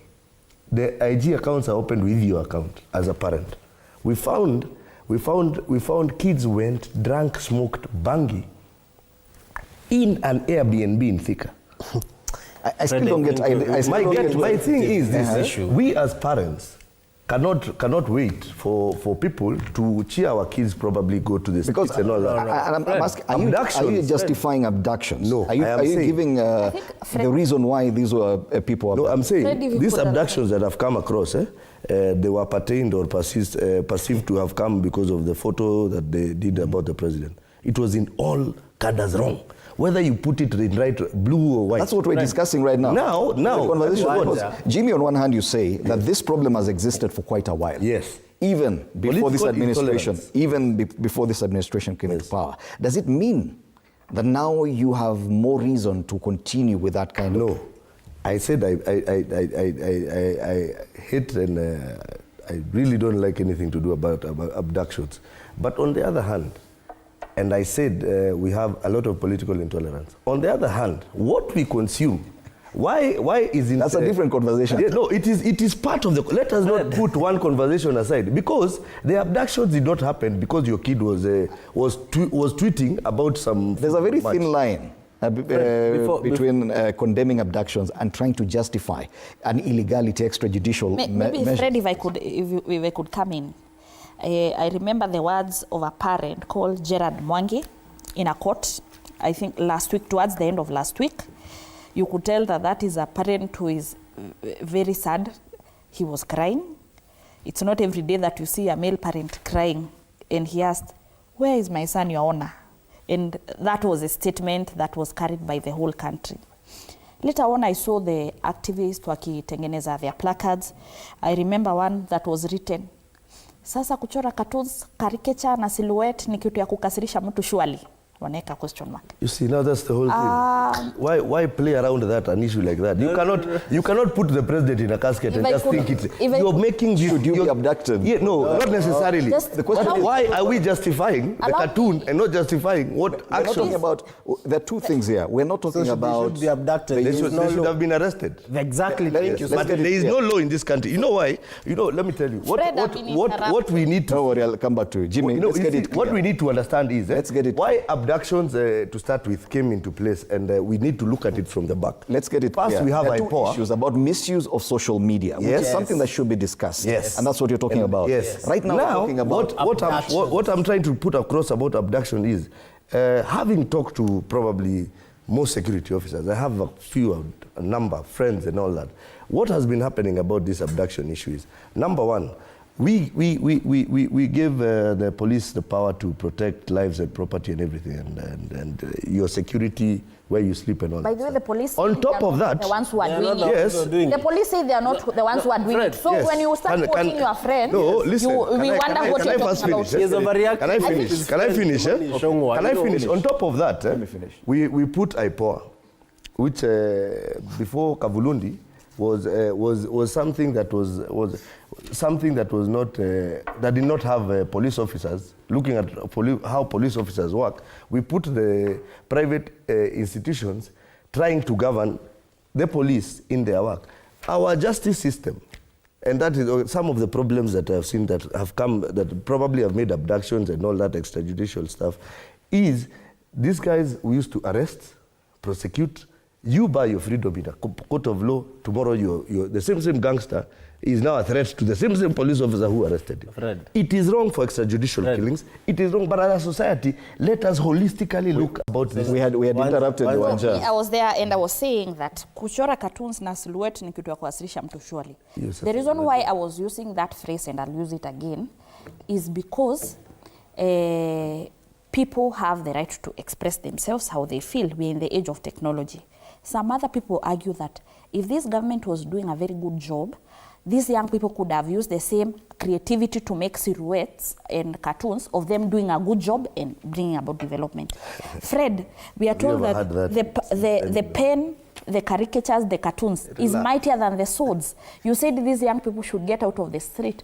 Why do you have such a soft underbelly that now they are using art to express themselves and they are being abducted? You know, there's another quote I was reading and it was saying, art should comfort the disturbed and disturb the comfortable. If you're comfortable seated somewhere in a story building, making laws that are not resonate with the people, they'll use art, they'll use graffitis, they will use cartoons to make you uncomfortable so that you can get out of your comfort zone. The ingenuity. Fred, our head of state. We're still not addressing the question I asked. But that's where... The ingenuity even in the postings and all that is Jimmy, what is... I'll give you time. Problem.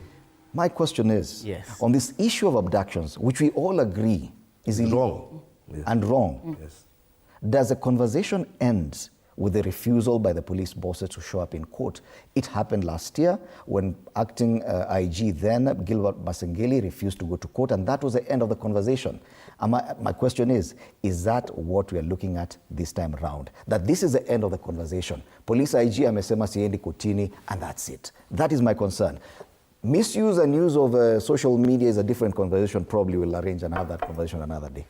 Come on. I wish my brother would relax, become sensitive and not become insensitive. It's just like what Governor for Trans Nzoia stood for less than a minute and said, please, Mr. President, stop abductions. If you're abused, there's another way to do things. Tafadhali, wa mtoto akikosea, there's a right way of doing things. Kimani Ichung'wah stood there and I'm saying it because he Natembeya, the same Fred, please protect me. Please relax, my friend. No, please relax. Why are you so? He was the king of those same abductions. Why are you so being insensitive and so Why is he being insensitive? Trying to do a populist move. Jimmy. Playing with the lives of use your time. Use your time. We're talking about lives here. Yes. And please, Jimmy, let me take my time. Take your coffee. Relax. If you're pato and you're eating something out of it and you're having something out of it, relax, take your time. Like that. But here we are talking about lives of people missing. We are talking using about the wrong families, examples. Families, missing their kids. You get, and we cannot come here and start lecturing parents on how to bring up their kids. Why not? No, I cannot tell you. The responsibility is me and you. What I'm saying, Fred, is the court should make sure that they make amends with this abduction issue and curtail the whole program down. He's behaving like what Danstan Omari was behaving in court when he was defending CS Burkomen until the judge told him, boss, you're being insensitive, get out of my court. You get? Now, the judge and the court and the judicial justice system of this in this country should make amends to this issue once and for all. Whoever is involved, the problem with our country is corruption, and we have corrupt departments everywhere. This judge should ensure that police director comes and gives a report that is chronological as to what has been happening. If he does not know, you cannot tell me that I give you, your body is independent to protect the core. Article 243 of the Constitution, it has given these people the mandate to protect property and the people. And now you're telling me that people are missing in their own country and you have resources, you have funds that are not even audited. And then now you come to tell us how parents will... What about the fake abduction? Let me finish, Jimmy. The fake abductions. Jimmy, let me finish. This is a script. Yes, at some those point who are faking abductions... becoming unruly in this conversation. Yes, those who are faking abductions, if you have evidence, arrest them. I heard Atuli say that they are abducting themselves. Call Atuli to court, and I heard the senior counsel in Dago has submitted an affidavit to someone crossbar for these people, so that they come and tell us. You see, they were faking abductions. Others are saying that the former deputy president is abducting these people. They are the government. If you have this information, why don't you arrest these people? And if Gachagua is the one who is abducting these people, let him be arrested. And nobody is above the law. Nobody is above the Constitution, including the president. Exactly. But my challenge here is the conversation appears to have died down. Yes. Even an attempt by one senator to get the Senate to have a special sitting to discuss this issue was not successful due to a technicality. So who will take this conversation forward? We saw once Gilbert Masengeli refused to go to court, he simply said sorry, and that was the end of that story. Yes. Should we do the same this time round? That the refusal by the DCI boss and the IG of police to show up in court, then that marks the end of the conversation. For me, Fred, I think our last line of defense is the judiciary. Is the judiciary. Even this distraught parent of Billy, he asked, where is my son, Your Honor? So I'm sure he had spoken to all the politicians, all the pastors, all the people who pray. In the end, He was crying in court asking, where is my son, Your Honor? I think some of these decisions that the judiciary is making, for example, telling the one who left IG Kome, the former Kome, that he has... Masengeli. No, It was Masengeli. Kome, who is no longer there. Yes. He has some case to answer based on the events of last year. So what is happening now, and why I'm happy with the judiciary, even though we might not see the results now, is that these individuals and how they are behaving, it is an indication that even when they are out of office, like Kome, they will still have some personal responsibility and some cases to answer. So even Kanja and Masengeli, if they have some pending business with the judiciary, it means that whatever will happen and they're out of that position, just like Kome, who has some business with the judiciary, it means that it's a signal that they have some personal responsibility. I think that is the first place to start. Also, I just want to laud the judicial officers who work under very stressful conditions, I would imagine. There's one who was shot in Makadara, you remember? That it is, in some countries, it would be unheard of to call a whole police inspector to come to court as a person. I've seen also very bold actions by lawyers, advocates like Martha Karua, who is saying that present these children, dead or alive. There are some legal things they say. So for me, I see that the politicians, no doubt, Kenya Kwanza politicians are our weakest link. We have established that. But what we know for sure is that the judiciary is our last line of defense.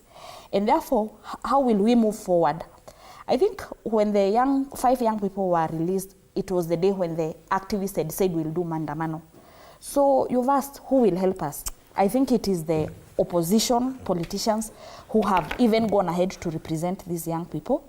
The activists who are putting a lot of pressure and making messages that would be deemed uncomfortable by the people who are doing the bad thing, and the judiciary. I might also add that there is a time you were here with Kathy Rongo, and Kathy said, is there a semi-police or some funny abduction squad that is operating outside of the mainstream police system? I'd ask the same.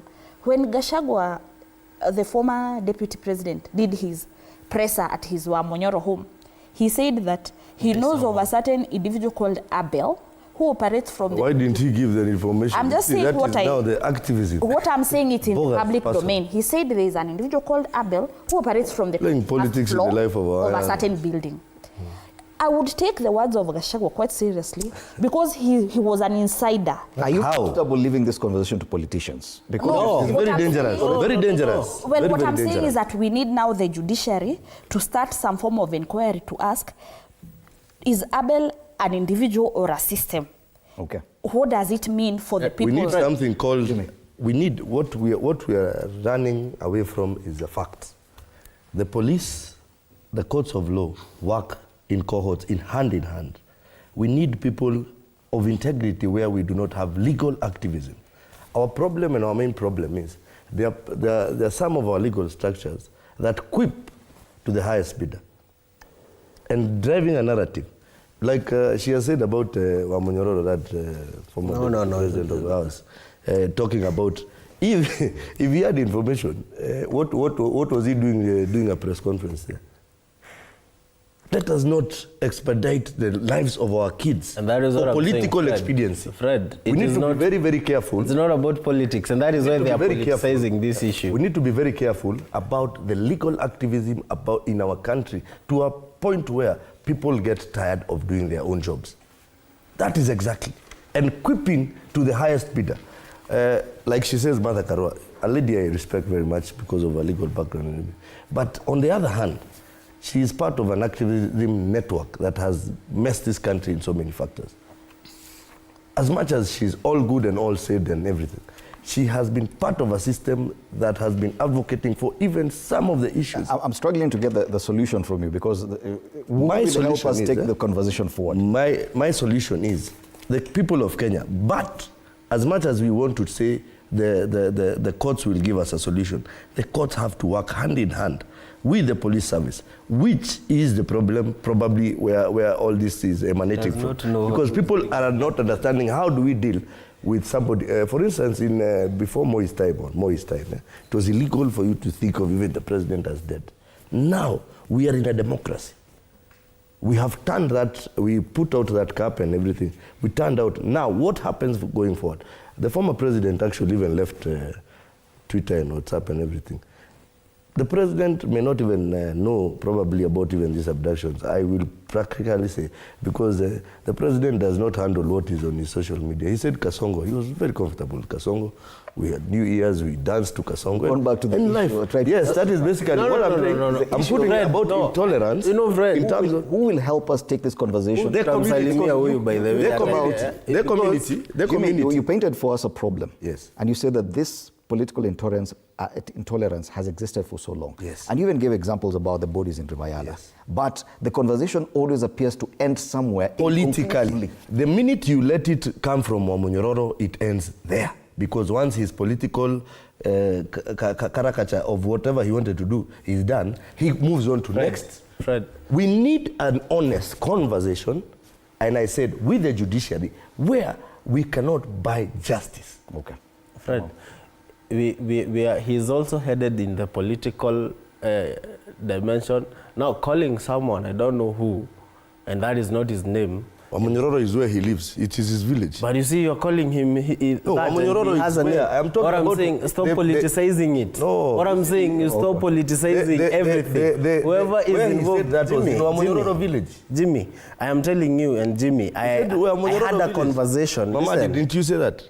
Jimmy, listen, I had a conversation with Billy's dad. I've had a conversation with the relatives to Kibet Bull. I've had a conversation with people whose kids have been missing. And I wish Fred would talk to these people. When we were searching for these kids, they were crying. Others were in hospital. You know, the families, the wives, you know, the girlfriends. And now you come and start politicizing issues here. Let me... Are you dealing with why the kid went there to start with? Jimmy. You want to show us. Jimmy. He wants to show us. Let's have a lot How of... will this conversation move forward? Jimmy, that's my concern. Let us make conclusive... We've realized that Parliament may not necessarily help us take this conversation forward. Not noise. The judiciary, the police. The question Jimmy, is... And we are not headed somewhere. Who will help us take this conversation forward? Who will help us take this conversation forward for now? It is the court. Okay? The court should rest these once and for all. Number two, the president. He should calm down. Even Moi said he is being abused everywhere. Everyone is being abused everywhere. The president should stop being insensitive, calm down, do what he was elected to do, and see if anyone will come and cartoonize his face and, so you know, listen. So you're saying it should be a norm for us to abuse our leaders? No. You get number three, Jimmy. Number three, Fred. The people. Let us know what to say where. But these people, they should be allowed to express themselves as per the Constitution. Yes. You get? And let the law be followed. He's saying that the police... the president has a family. The president is a human being, not a robot. The IG said he is not aware of what is happening. So he wants the court to work with the police. Because of time, I want us to move to a different exercise it's a security issue, by the way. If you realize the past 10 days or so, the kind of conversations we've been having as a country are totally different. We started the country at a very high political temperature, and we were talking about issues of abductions. Yet we're just beginning this year. And this first week, we are trying to see, is this the kind of agenda we want for 2025? Or what should we be focusing on in 2025? For example, Kenya Kwanza and all the politicians in that formation are focusing on the former deputy president and talking about what he should or should not do. But is that the conversation we should be having this year, Wanja? For me, I think this year, for me, I understand as if you want to, maybe to ask me what I look for this year. This year, I think my first agenda is just respect for political dissent, respect for diversity of views, respect for opposition, and respect for the young people when they express divergent views from what would be expected. We cannot all be bloggers pro-government.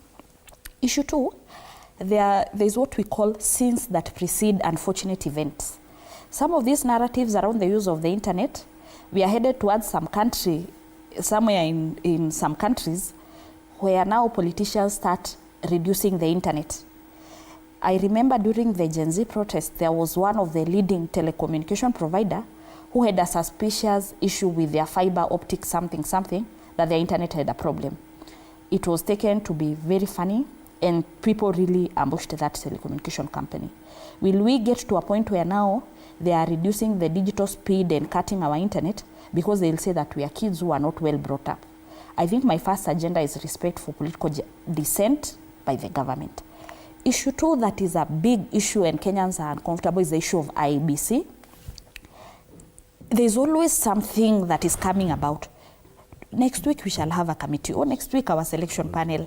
Whatever is happening, some people say that in any country it is good to always be ready to an election. And you know, Kenyans think that election in 2027. Election is a cycle. Even Maraga in his ruling, he said that it is not an event, it's a process. And right now, it's part of the process towards 2027. So people feel like we need to have a functional, credible IEBC. That is just the issue of health. SHIF, back to NHIF. People are still, there is a lot of antagonism around SHIF and SHA.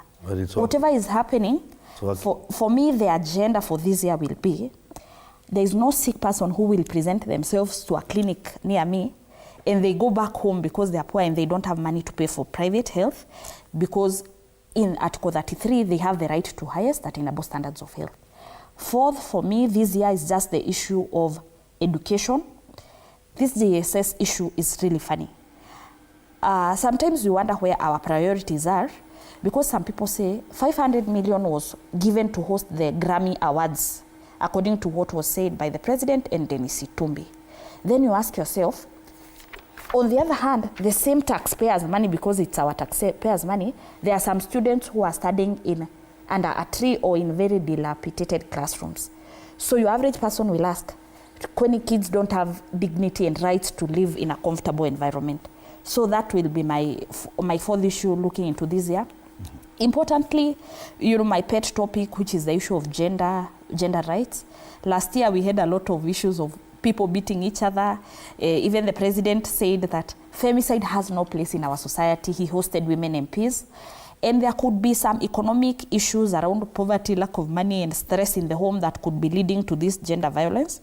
So in my view, I think if we lower the cost of living, now that mental health has been contemplated, death by suicide or such thoughts have been decriminalized, we need to also get a hang of the mental health of the population, because you wonder if there's a connection between the mental health of the population and people fighting with each other.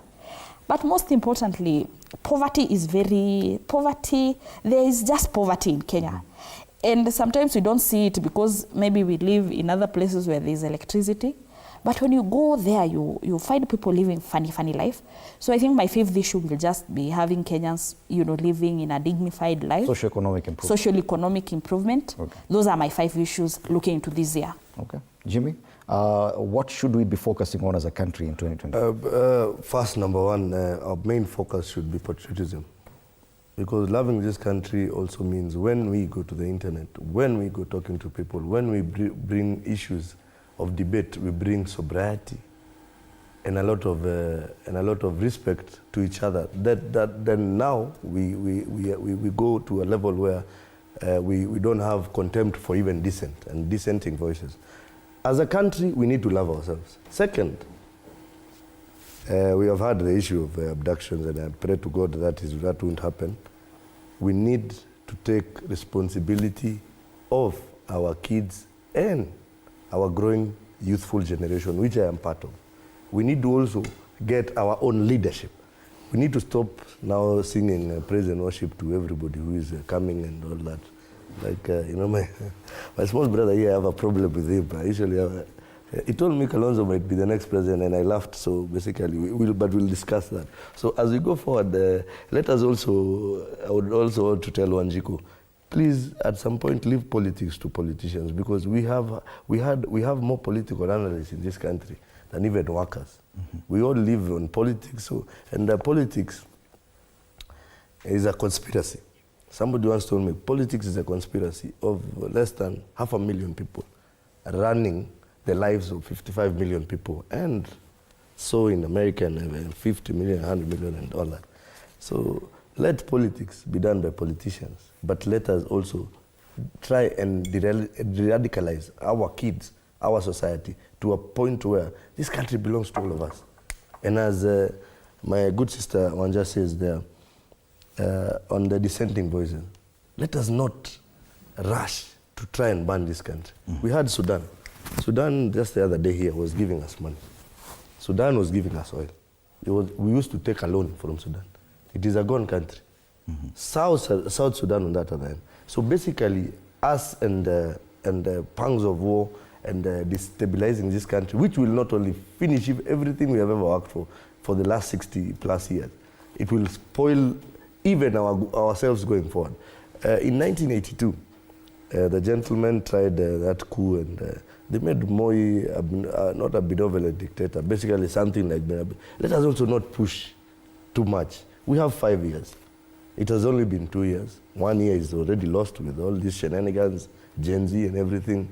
We have lost a whole year in terms of leadership, in terms of... Can we also understand that once people are given an objectivity to try and run government, we, and I have said here in totality and time again, we have not been CRB'd by the world. We are paying our external debt as is supposed to be happening. So this country is not in the dogs. Yet, what we need, if I may ask you a question, because it would appear even politically, there's a lot of political talk, even about the possible re-election or otherwise of the president come 2027. Those are the kind of statements we're hearing now. But in the first 10 days of the year, that's what I'm asking. Should that be the agenda of this year in Kenya? That is basically what I'm trying to tell people. It's like we're in an election year. Yeah, election we have 2-3 years more down the line. years. 2 more years, and let's be very practical. Like I'm seeing the former deputy president, the gentleman, you said probably talk about him a lot, but it's because we have so much pain in terms of he messed our community, he's still continuing to do it. Like right now he's anointing. It is clear who you're speaking for. Yes. It is rather clear. It's not clear. But the question is, I talk on behalf of there also seems to be an over-obsession of this country. There also appears to be an over-obsession. Because he's to talk about the former deputy president. He's just doing it wrong. Should that be the agenda of 2025? No. Okay, that for this every year, politician from Kenya Kwanza who stands on a podium, they have to talk about Rigathi Gachagua. Because he's a mess. He's messed this whole system. We had a good plan. The boss had a plan. This person now has started anointing. Right now in Nairobi, I hear your governor is Gakuya. Gakuya, the current MP for Embakasi, it is good. Let me just speak on that one. The speaker for the MP for Embakasi is in charge of Embakasi, where Dandora dam site is, where BAMBA is. The biggest extrajudicial killings in this country have been happening there. He has been an MP for 10 years. He is now very loud here to come and tell us. I think your agenda is clear. Your agenda is clear for 2025. Mine is very clear. Mine is we need a country where we can all embrace each other. We need a country where a lot of sobriety. And no Gachagua. Gachagua, no. That one is... Come on, what's your... I wonder why they make someone who is not even relevant, more relevant when talking about him. It's disgusting. You know, we talk about the devil. I'll say... we talk about the devil, but we pray to God. Jimmy? Let's allow Kamau to give us his agenda for 2025. Yes. To me, I'll say is freedom. And there's a philosopher called Pelisel says that freedom is the sure possession of those alone who have the courage to defend it. So my agenda for 2025 is to defend our freedom, but in a good manner. And how are we going to defend our freedom? Is we ask for IEBC. This year, this country must have an IEBC. We are having 5 wards and 4 constituencies without representation. If I'm in my right sense, this government should be sued. How have these communities been, or these centers been represented for the last 2 years? What is happening to the disbursement of funds to this? How, even if there's CDF, how is the fairness? You know, even in parliament, what is the representation? Because under the constitution, these people should be represented in all fairness. But there's no EBC. For the last 2 years, I remember Justice a judge of Supreme Court a few months ago, he asked, in all fairness, how really do we survive 2 years? Even Willy Mutunga asked, how do you really survive without an IEBC? And now once we have that IEBC, we can be able to know that we are for sure having a country that is preparing for an election. How do you even prepare an election that is in 2 years without nothing? Yes. Number two, we are going to ask the government, and we are going to question the government, and we are going to put the government on check by how it does its things. If it is to deliver to the people their agenda, we are not going to table our agenda. We are going to follow their manifesto. Please deliver to the people what you promised. Which is okay. Which they should deliver. But not come here with stories and we call them stories ajaba. Kila uongo. And now when one is raising to criticize, you start decriminalizing them. You start putting cases on these young people. You get? Now when the young people, and now I'm talking to the young people, 2025 going forward, let us have a sit down. Let us have a calm way of doing things. And now I want to tell the young people that we are touching a raw wire, which is the political realm. This is a very, very delicate place. And that is why when you go they say when you go to Israel, you behave like them. Now, we are entering a political space that has all these people and all these gatekeepers who are, I don't want to call them buffoons, but people who are so insensitive with matters. We as the young people, the 70% of this country, we should have a tactic, a plan on how we are going to enter this space, but not through, I would not want to see my father being placed in a casket, but either way, they should, I cannot kill whoever is doing that. You get? Last year was a very busy year for a young generation in Kenyans. They felt that they had come of age, and in terms of deciding or speaking about the ills that bedevil this country, they felt their voice had been heard. Talking to young people in about 60 seconds only, what should they be focusing on? Because this is a youth perspective. Should this agitation continue? Is it mandamano? Is it back to the streets? How do we go about this? As I finish, as now I was talking to the young people, let us become, the mess has already been done. If we are supposed to criticize like what we did with the finance bill, and we achieved the motive in a peaceful demonstration, if so be, we are going back. Even if they bring another finance bill 2025 that is rogue, we are going to go back. And it is our right. Okay? But now I want these young people to become, gather information. Let us arm ourselves with knowledge and information. Number two, let us all ourselves arm ourselves with voters card, with IDs, and what is supposed what we have what we are supposed to have by the time we are having the next election. And we study all these people, like just a few seconds, like when Ruto came and told us he's a hustler, but he has not been a hustler. The guy's earned $1 million when he was 23 years old in 1992. All through, he has been having cases back to back. You get, let us study and have a case of who are we going to place there, and let us make the decision next election. Thank you so much, Fred. I believe around 70% of Kenyan's population is people who are below 35. I think the first thing would be that the young people should be interested in the politics and the affairs of their country. Jimmy has said that let's leave politics to others. No, politics affect your day-to-day, including the cost of maize flour in your home. So I request the young people to be politically engaged, active, to educate themselves. That's the first thing. To the young people from the region that I come from, continue agitating for one man, one vote, 1 shilling. This is because even as we talk about the issues of young people, we have to also look at the equality of our vote. Some young people from the region that I come from, which is Mount Kenya, end up receiving the short end of the stick because of the resource allocation from the government vis-a-vis the population. In that same breath, we are headed towards pushing for IBC and delimitation of boundaries. Therefore, it means there could be more constituencies for you to vie all the wards. I urge you to prepare to also vie for political seats. But most importantly, as a young person, really take care of your health, hold your leaders to account, na tuzidi. 60 seconds, Jimmy. Mine is to the young, beautiful generation which I am part of. And I would want to tell our youth and probably upcoming young leaders, let us also embrace this system where we also own the space, own our own problems and own our own mistakes.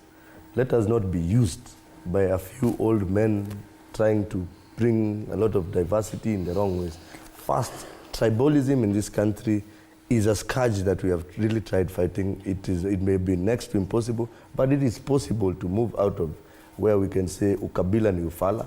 And for the people, particularly in Nairobi, where it is a cosmopolitan place, I want to ask for a lot of tolerance, communal tolerance, and probably tell them, from my community to your community, if we have wronged you, poleni sana. And I would also want to thank the Governor Sakaja for the food program. I heard her mention that, but for me, who was in a primary school in Nairobi, if I had that food, probably would have gotten 700 marks. Lastly, I want to also thank our youth, and let us also believe in my leader. I have one who I see after the President, William Ruto. There's a gentleman called Dende Nyoro. Let us try and emulate such leaders. Let us not go get collections from one. Jimmy Gikwa, thank you so much. Jimmy Gikwa is a political analyst. Kamau Ambiu, Chair, Kiambu Youth Caucus, and Wanja Maina, founder, the Hummingbird Grassroots Center. Our panelists this Friday morning as we take a look at the youth perspective, our outlook of 2025. What should the youth and the country be focusing on? Not just what we've been seeing over the past 10 days, but what really should the agenda for 2025 be? Thank you so much for your time at TV47. A lot coming up after the break. It is a Feel Good Friday. DJ Granite is in the house, so do stand by for some good music.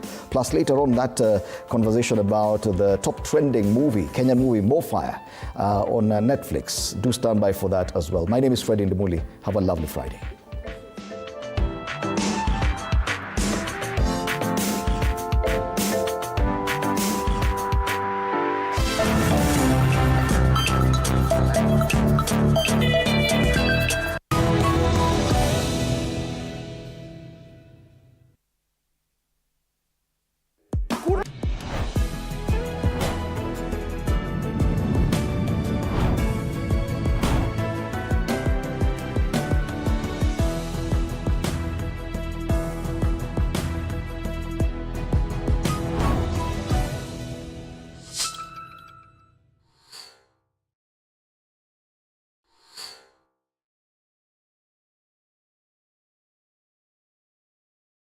Are you ready to elevate your business game? As long as you're earning something, there's always that opportunity to save. And you start with where you are. Kama wewe ni mfanyabiashara, huwezi kaa bure, unajipanga taratibu vile inavyofaa. Join us each week as we dive into the stories of the world's most driven entrepreneurs. When you pay attention to detail, you get luxury items.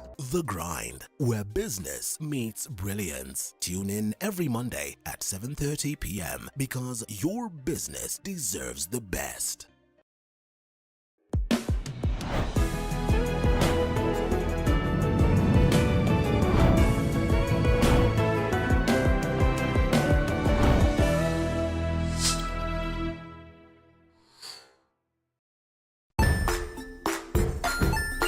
Hey there, friends. Welcome to Kids on the Block, where fun and imagination come alive.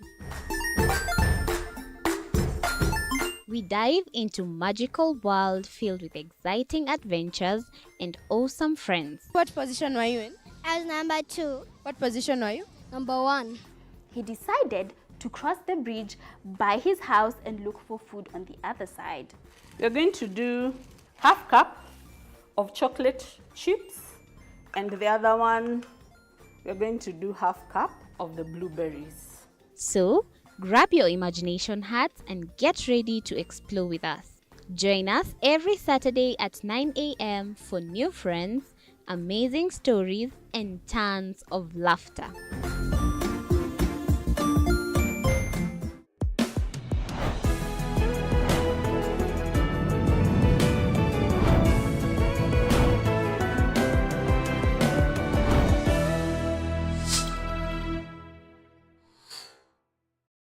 Join us as we explore the journeys of those who defy the odds and break barriers.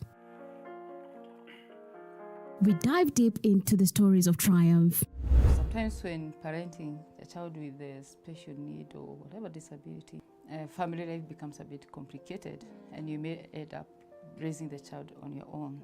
Here, we inspire. I have a farm which one we showcase with other dyslexic youths and autism, how to farm. Motivate. It's never easy, but what we do, the best thing is to work with another parent who has an elder child than yours. And break through the barriers one story at a time. Push your boundaries beyond the limit. Saturdays at 8 p.m.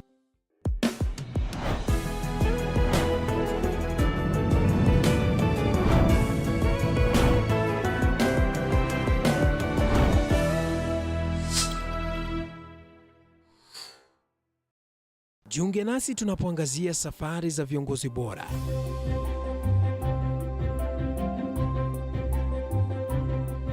Kutoka kwa ushindi mkubwa hadi masomo magumu. Wakati wetu kwamba wasichana si wa kusoma, ni wa kuolewa, ng'ombe ipatikane, wazazi wakuwe watajiri. Tunashughulikia yote. I wish I were a better investor. My parents taught me how to look for things for myself. Tazama Mfahamu Kiongozi, ambapo kila kipindi kimejaa maarifa, mikakati na hadithi za kukuza azma yako. For me to succeed, I have to fight. Kila Alhamisi saa 1:30.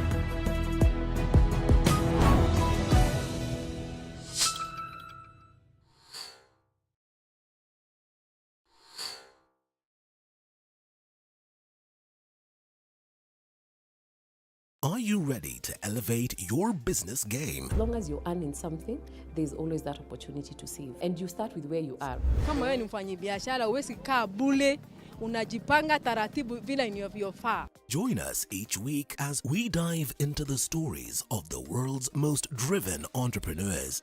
When you pay attention to detail, you get luxury items. The Grind, where business meets brilliance. Tune in every Monday at 7:30 p.m. because your business deserves the best.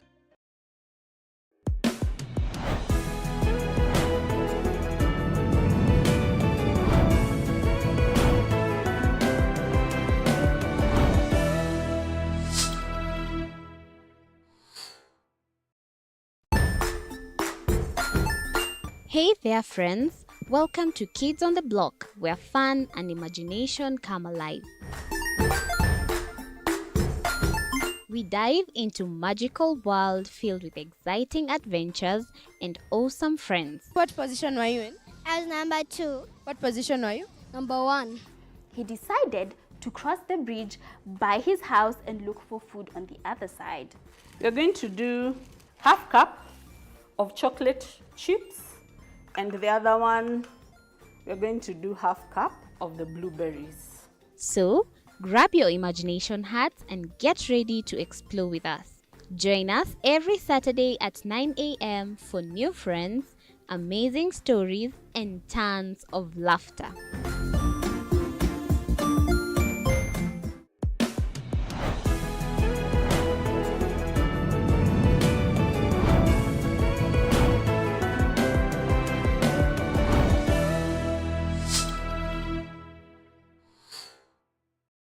Join us as we explore the journeys of those who defy the odds and break barriers. We dive deep into the stories of triumph. Sometimes when parenting a child with a special need or whatever disability, family life becomes a bit complicated and you may end up raising the child on your own. Here, we inspire, I have a farm which one we showcase with other dyslexic youths and autism how to farm. motivate, It's never easy, but what we do, the best thing is to work with another parent who has an elder child than yours. and break through the barriers one story at a time. Push your boundaries beyond the limit. Saturdays at 8 p.m.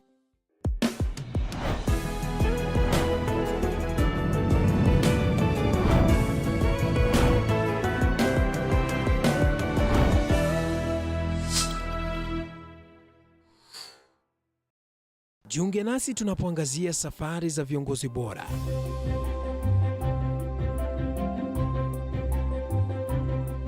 Kutoka kwa ushindi mkubwa hadi masomo magumu. Wakati wetu kwamba wasichana si wa kusoma, ni wa kuolewa, ng'ombe ipatikane, wazazi wakuwe watajiri. Tunashughulikia yote. I wish I were a better investor. My parents taught me how to look for things for myself. Tazama Mfahamu Kiongozi, ambapo kila kipindi kimejaa maarifa, mikakati na hadithi za kukuza azma yako. For me to succeed, I have to fight. Kila Alhamisi saa 1:30.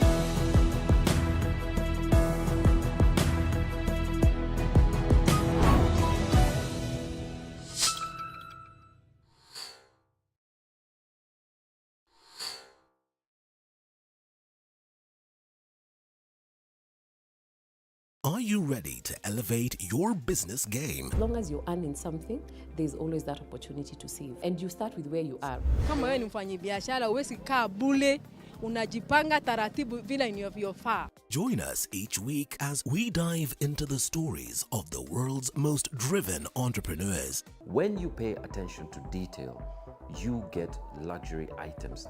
The Grind, where business meets brilliance. Tune in every Monday at 7:30 p.m. because your business deserves the best.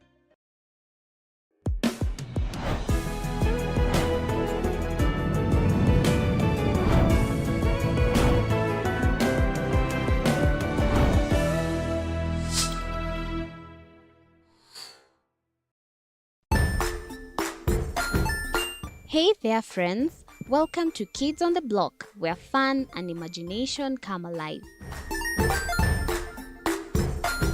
We dive into magical world filled with exciting adventures and awesome friends. What position were you in? I was number 2. What position were you? Number 1. He decided to cross the bridge by his house and look for food on the other side. We're going to do half cup of chocolate chips, and the other one, we're going to do half cup of the blueberries. So, grab your imagination hats and get ready to explore with us. Join us every Saturday at 9 a.m. for new friends, amazing stories, and tons of laughter.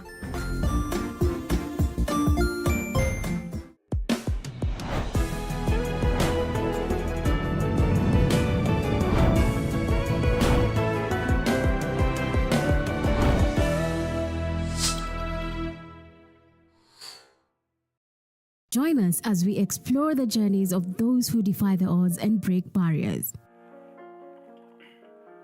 We dive deep into the stories of triumph.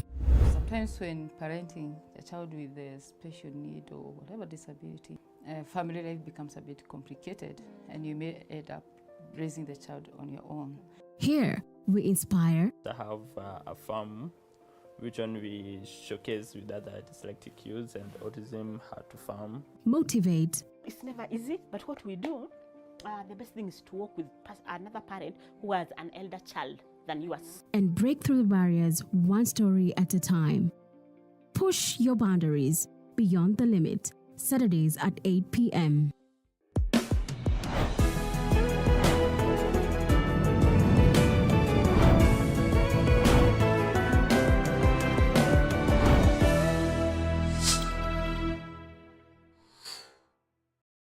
Jiunge nasi tunapoangazia